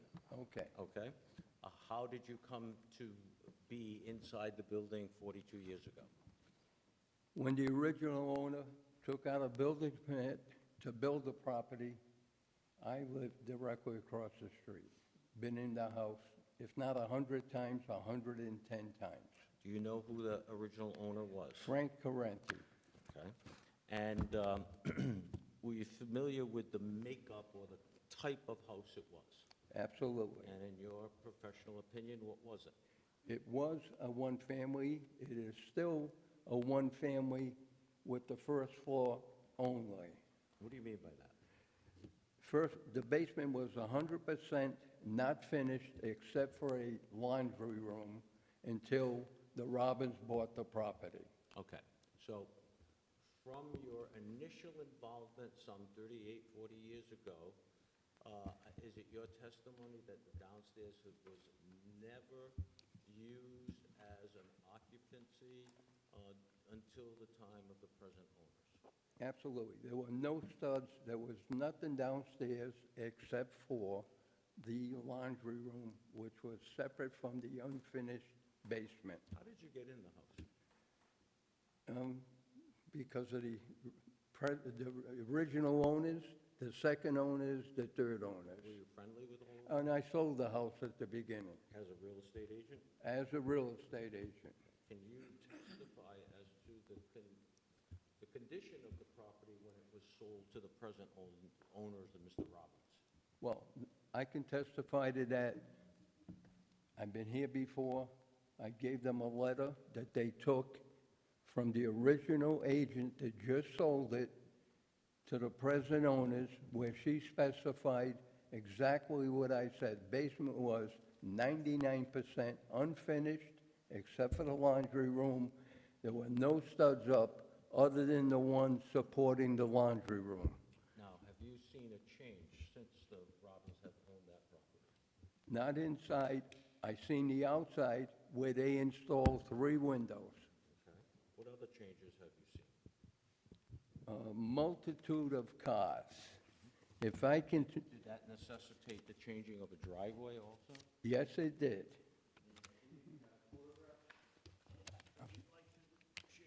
Well, I'd like to give this to the committee. Okay, why don't we tell them what it is first? Yep, and then I'll go through, I have the same list right here. If I can go through each one individually.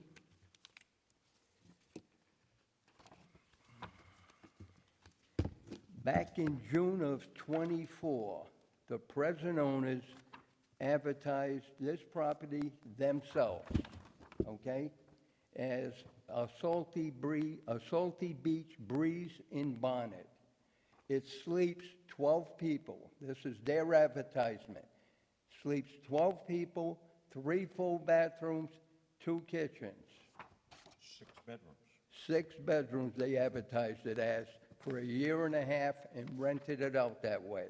Now, were you also still a neighbor at the time?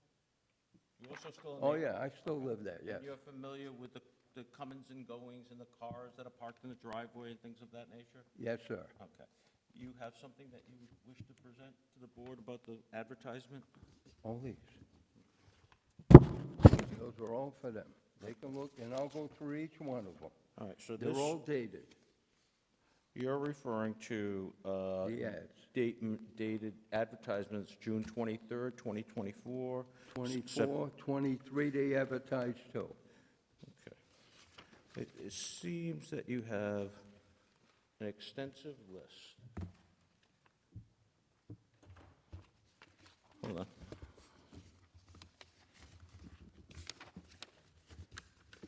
I would like at this time to submit evidencing the advertisements. Do you know where those advertisements were done? Airbnb, Verbo, do you know where they're done? Only if you know. Only if you know. Verbal. Okay. And those were ads that you observed and you saw relative to this particular property? Absolutely. Okay. You also testified, what happens during the winter? What happens during the winter on that property? Is it rented to students? This year, they rented it out to 2 sets of students, 2 individual leases, which they had to force the basement boys out by relocating them prior to the school year not being over. All right? And the problem that we had, or we still have, they put in a second asphalt driveway, which was not shown or discussed with CRMC. And I've had 2 conversations with them. First of all, the asphalt that was put down was not approved by CRMC. The house directly diagonally across the street, that's a brand-new home, was forced to put in a holding pond They could not put down any asphalt whatsoever. All right, and if I can just jump in, my house across the street, all the water from 163 goes down my driveway. The next issue 160 is gonna have, when the snow melts, where's all this water going? We all know there's still, we're gonna see the pictures, 4.5 feet of snow. That water can only go right across the street. Go ahead. What's the situation with the parking? You mentioned they had to add on an additional asphalt parking, even though it may have been in contravention to some rules and regulations. What else did you observe about the driveway and the number of cars that were present? Driveway, the second means of driveway, and it came up at this last board's meeting, where the vehicles that park in that new asphalt area must exit going forward only, cannot back into the street. I've got 20 pictures here with 7, 8 cars. In the original driveway, hole 6, they got 3 more. The only way those 3 or 4 can get out, they have to back out, because there are 6 cars. Is this the photographs you're referring to? No, let me give it to you, Joe, right here.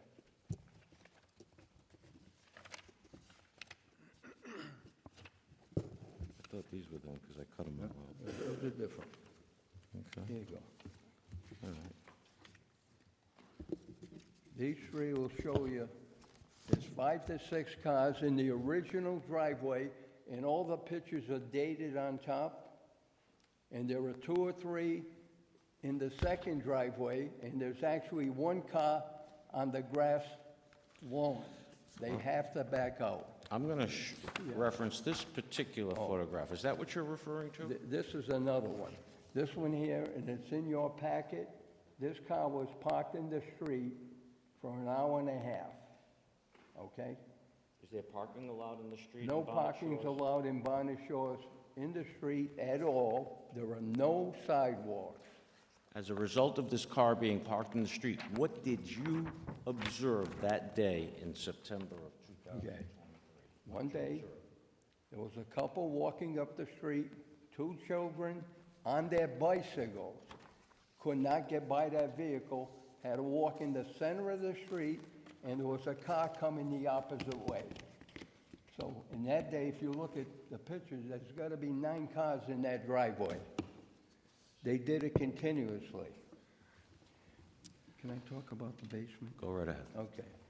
Now, me being a realtor for 52 years, appraisals before zoning boards, I've sold many 2-family homes where the first floor is one, the basement is another unit. Okay, those are classified and zoned 2 families. The common wall is the basement ceiling and the first floor. That is the common wall. Common wall doesn't have to be left and right. First floor and basement can be a 2-family. This is how they're using it. They do not have a kitchenette. They have a full kitchen. You've seen that? No, the original realtor did when I gave them the report. Okay. What's the difference between a kitchenette and a kitchen? Full kitchen? Kitchenette has, well, can you address that? Well, Would you okay? I would say that a full kitchen would have a stove oven combination, whereas a kitchenette would have like some type of warming dish or a microwave only. Did that make any distinction in the people who were residing there? If you know? Oh, they would love to have a full kitchen as a 2-family. That's why it was originally put in, to use it as a 2-family. Going forward, Mr. Coletti. Yep. What is it that you would like to see with this property? Well, what I like to see is that basement 100% torn out, except for the laundry area, okay? And I think everybody's been here as long as I have, meaning with the zoning board, the planning board, where one or both owners got up many times and said, this is our dream house forever. We want it for ourselves. They are a family of 4, 2 children. They want to bring in the mother/mother-in-law for 5. 5 people living in a 1,300 square foot house doesn't make any sense whatsoever at all. Plus, they renovated that property 100% without going to zoning, without getting the approval, and absolutely no inspections. And the trucks that my son seen there, nobody had a name when they did the work on it except for the asphalt people. Every truck was camouflage blank when they did their renovations. What would be the purpose of that? Well, because they did, honestly, they did it on the sneak. I think everybody's aware of that. No permits were taken? No permits, no inspections. Now, if I'd like to get off me being a realtor for a second. What they've done, okay, they said it to this board, again, to everybody else, this is our dream home, we want to live here. I don't know if this board's aware of it. The first house in Bonnet, this is not the first one they own in Bonnet, by the way. The first one that they purchased in 2022 is located at 14 Mohawk Trail, okay? When the wife came in the last time to spend some time in Bonnet at the summer, she stayed in that house. She did not stay at her dream house on Colonel John Gardner Road. They bought that then. They actually bought it May 3 of 22. Then, August 18th of 23, they purchased Colonel John Gardner. They rented it out for the last year and a half, 10, 12 people. You can see their ads. The cars are there. They're telling us different. And they all, again, they actually said, this is our dream home. I'm going to explain a dream home, and I think somebody here needs to say I'm right. How about a 4,000 square foot house, colonial, with a 3-car garage on over an acre, with an in-ground swimming pool? That would accommodate, it's a 4-bed, 3.5 bath. That would accommodate a family of 4, 6, 5, perfect. They never disclosed it, and I gotta think their attorney doesn't even know about it. They bought their dream house in East Greenwich. It's being rented out now. They don't live there. The address, 15 Single Ridge Way. They bought it November 21 of 24. And I'm gonna add something else to it. These people signed an affidavit with their bank that they must live in that property in East Greenwich as their primary. They've already done side things. It's being rented out as we speak. That is their dream house. Not the one in Bonnet, not the second in Bonnet. They're telling you people all lies like they told us, the next door neighbor, they told the 2 people in the back, we're gonna move in. They are not moving in that house. They can keep it as a 5-bedroom and rent it out, have them strip it down like the one up the street where those people tore the 3-story house down to the foundation. You didn't ask them to tear it down, but that was the easiest and quickest thing for them to do. They stripped it. It cost them $721,000 to put that house back up because they overbuilt it, too high and too wide. These people overdeveloped the basement. This board needs to tell them you need to have it stripped out, and all the stuff they strip out is got to get out of that house so they don't redo it again without telling anybody. I don't think anybody knew about the 3 homes. Am I correct? Doesn't matter. Look them up, please. Anything further? Anything further? No, the mortgage, we know, mandatory that they live in it.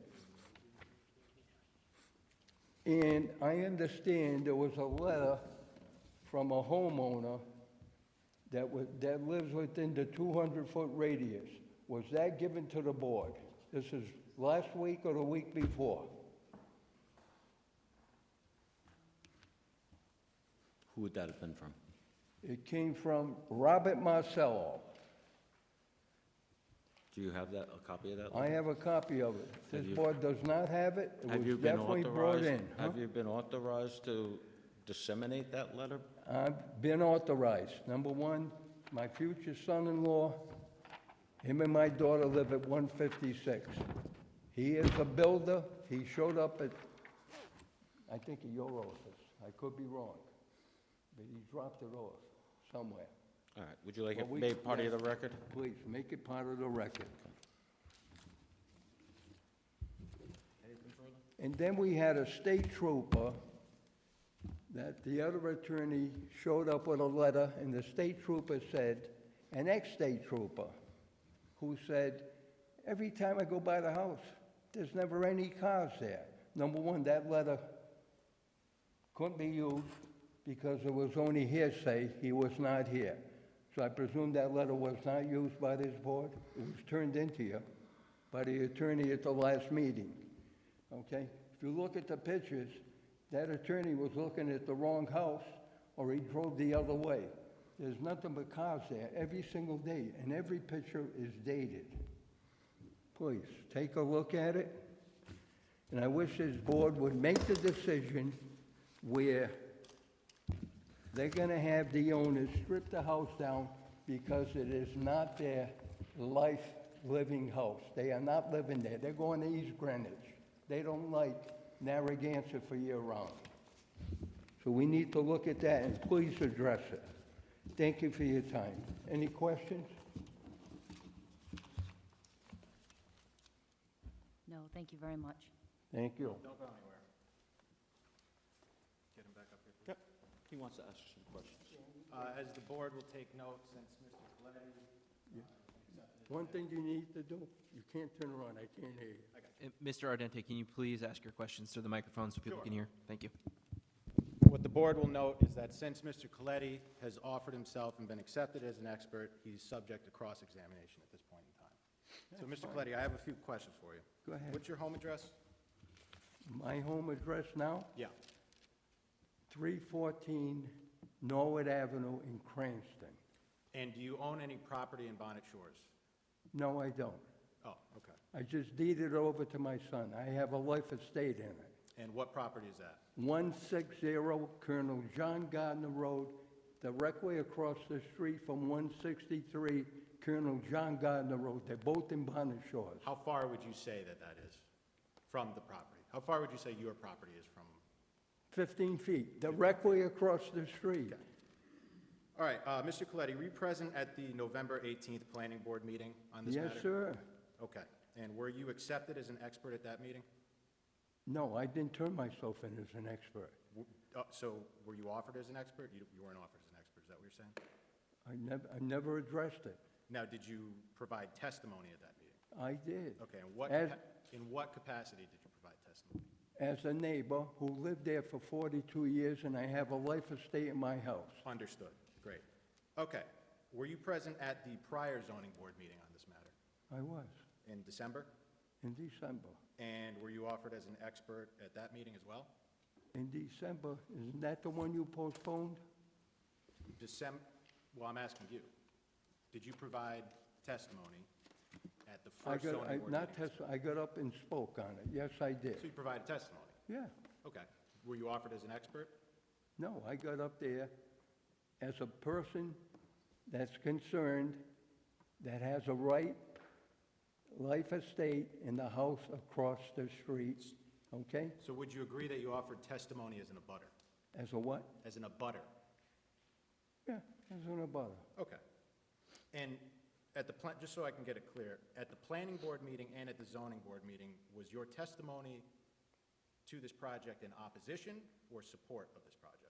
Definitely in opposition, and I wasn't there, okay, as an owner-occupant, okay? I said I owned the house in Bonnet for 40 years. You can look that up. It's now 42 years. Understood. But you don't own it anymore, right? I have a life estate in it. So you have an interest in that property? I have an interest. Understood. Okay. And you said you were the real estate agent involved in the sale of this property at one point? Very first time it was sold. Okay. And did you receive any commission or anything from that? Absolutely. Okay, good. And as an expert witness in real estate, is it normally your practice to come to these and comment on other real estate owned by individuals who are direct abutters to you, that is not related at all to the neighborhood? I don't understand that question. Well, you had mentioned their East Greenwich property. Yeah. Is that usually something that you would bring up in a zoning board meeting? No, the reason I brought that up, your clients have said it 20 times at the planning board, the last two zoning boards, this is our life house. This is where we want to live. What's the bottom line to that? They lied? That's what you want to hear? No more Many further questions. times. No more further questions. I'm going to Okay, move to good. disqualify him as an expert in the fact that he's... Sorry. I'm going to move to disqualify Mr. Coletti as an expert.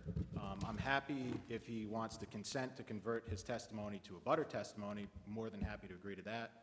But he clearly has a conflict of interest in being an abutter. He's offered testimony as an abutter twice at two municipal boards on this, and he cannot be an expert. Can I answer that? I believe the crux of the question is whether or not you allow, whether or not you allow someone to testify as an expert is based upon his qualifications. And his qualifications, I think, have already been submitted to this board. And based upon his qualifications as being in the business and being involved in real estate for others, there's no question in my mind he should be considered an expert, which rightfully so the board did rule. So that being said, I think that issue is moot. Thank you. So I'll jump in. Gentleman was accepted as an expert without objection. He presented testimony. I don't think we can unring a bell even if we wanted to. However, to Mr. Ardenti's point, and I'll deviate from that, you may always consider credibility of somebody who testifies. And I'm not saying my opinion one way or the other, but even experts are subject to credibility determinations by a fact finder, which is you folks this evening. Thank you. So, does anybody have any questions for the on the board? Okay.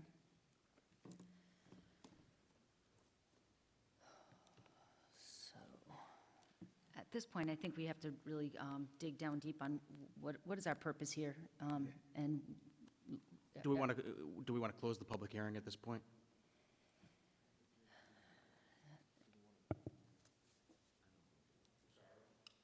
I just would like to confirm that the board does in fact want to make a decision tonight. It would not be appropriate to close the public hearing unless a decision is going to be made tonight.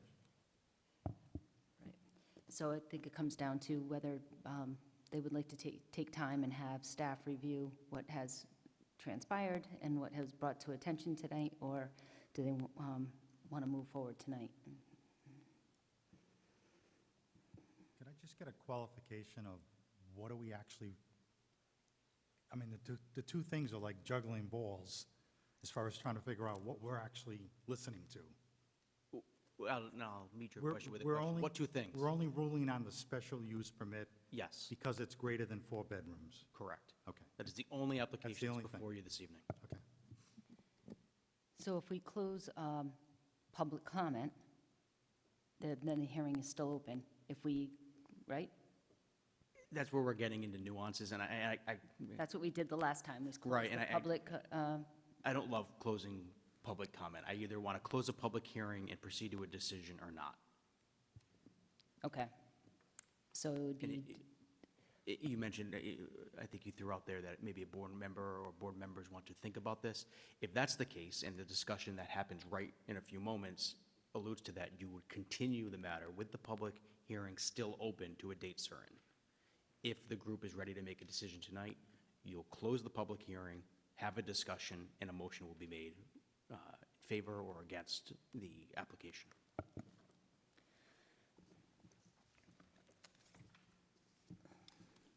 so what's the board's pleasure? I think you know what mine is. I would like time to think about this and have staff go over the information that was given tonight, but what do you all think?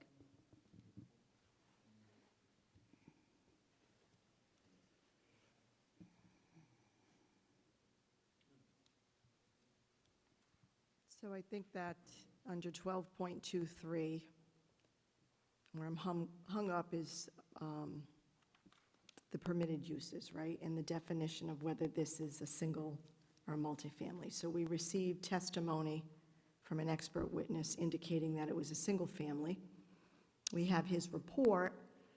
I had wanted to continue because I really would like to understand what the professionals in the town of Narragansett believe with that definition, and whether or not they agree or not that this is considered a single family in its current state. So I would move to continue so that I can get the information from the planning department here in Narragansett. I believe I can make the best informed decision with that information. I think the only thing I would add is that the owner is going to deed restrict it as a single-family house. Was that an actual motion? I'm sorry, you said. No, we're I talking. moved. No, we're just. It was her, That was just my opinion. Okay, thank you.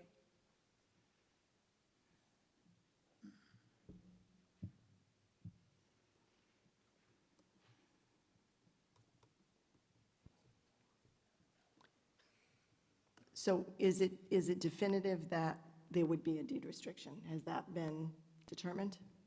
would you just mind restating it for the record and formally, just so we can memorialize it? Yes, we're more than happy to put a deed restriction on there with the town, that it would be reserved to single-family. Do we have to have a limit on, like a 99-year thing, or? Okay. With the solicitor's review, whatever he recommends. Right, to meet whatever requirement is. Correct. Right, right.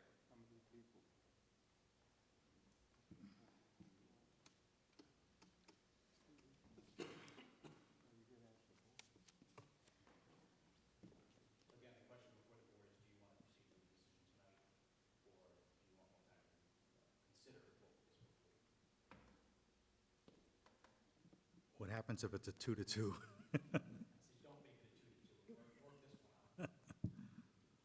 My view is to proceed tonight.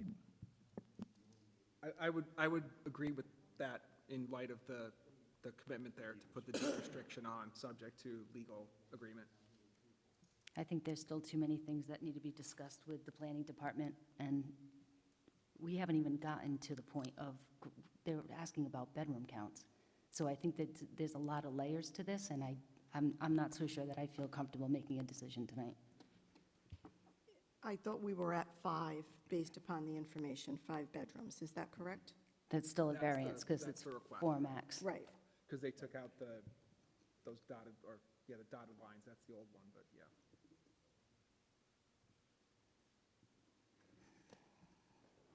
And if it were, Do we have the new one? I'm sorry, so I was saying that the diagram that was up there was the old diagram, and this is the new one that has the dashed lines representing the removed doorways, right? Correct. Yeah. And additionally, I just spoke to the applicant too. In addition to the restriction on single-family use, we'd be happy to deed restrict it to 5 bedrooms too, because I believe we could get one more bedroom as well, if we returned with an application for another bedroom. Another one. Yeah. That's all.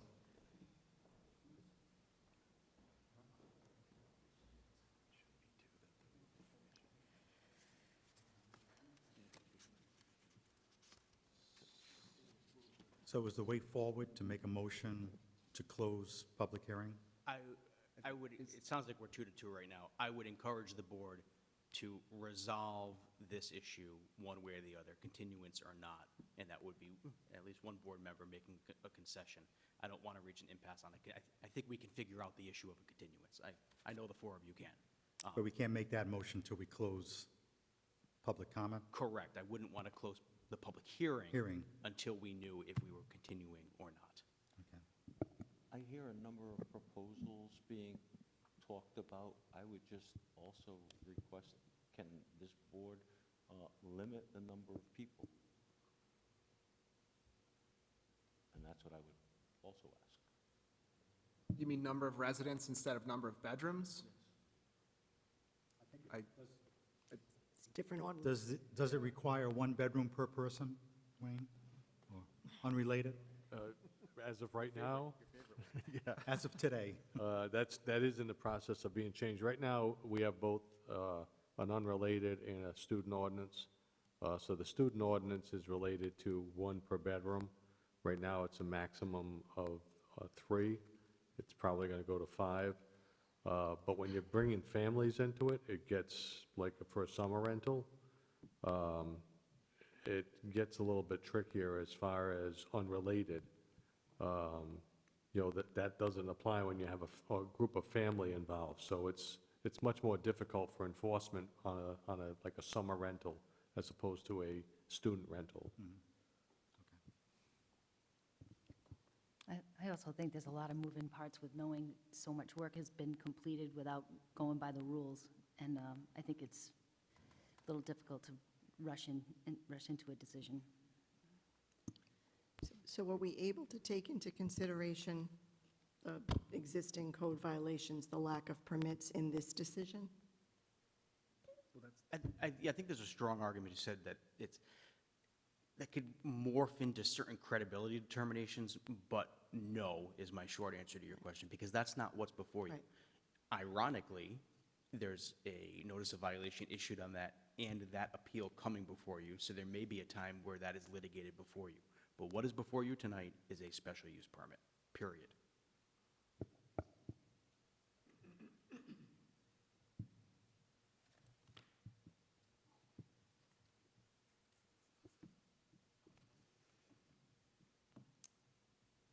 Make a motion to close the public hearing. Second? All in favor? I agree now. Aye.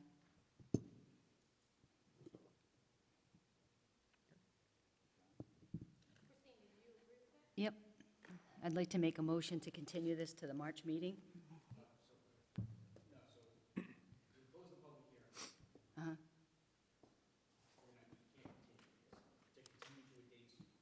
To continue to a date certain, the public hearing has to be open.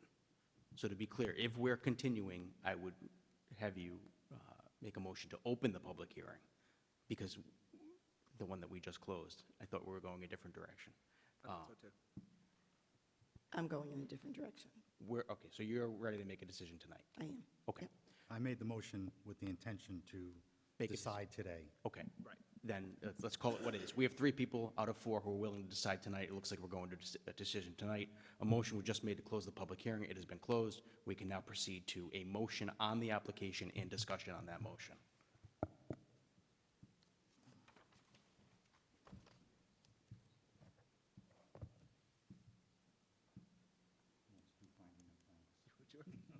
Thanks.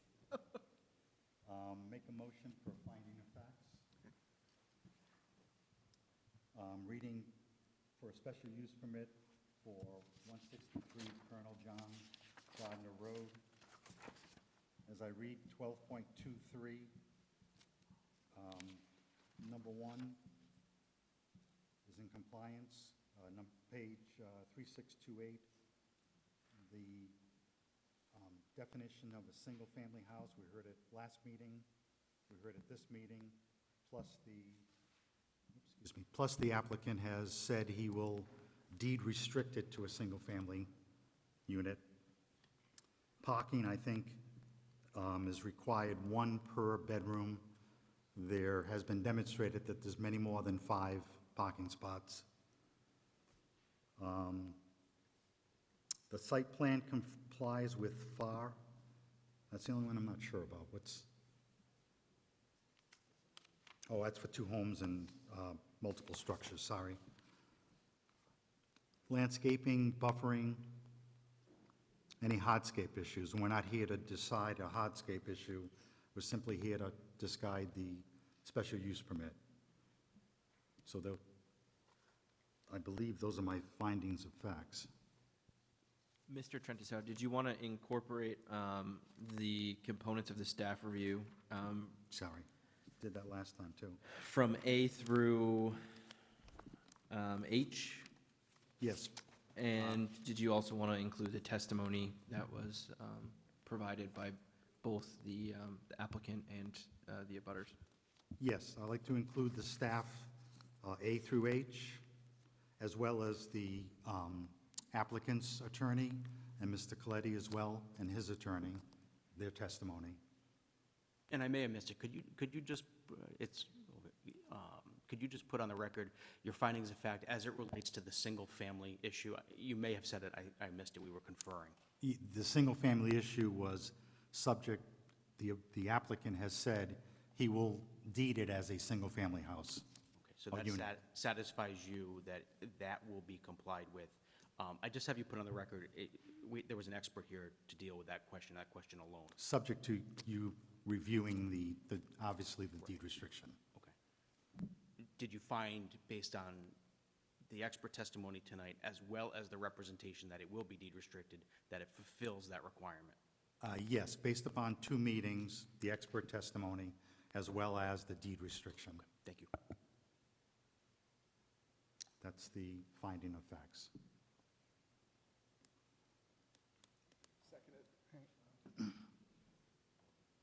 All in favor?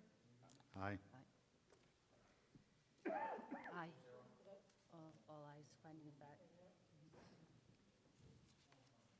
Make a motion to approve the special use permit for, hold on a second.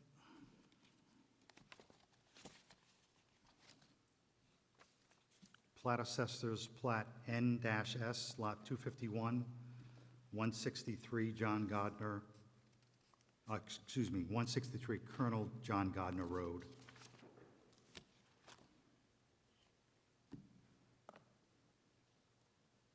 I think that's it. You don't want, don't you? Isn't there more that you put into it, or no? The only thing we're here to rule on is the special use permit. Okay. So you're making a motion to... I made the motion to approve the special use permit for Plat N-S, Lot 251, 163 Colonel John Gardner Road.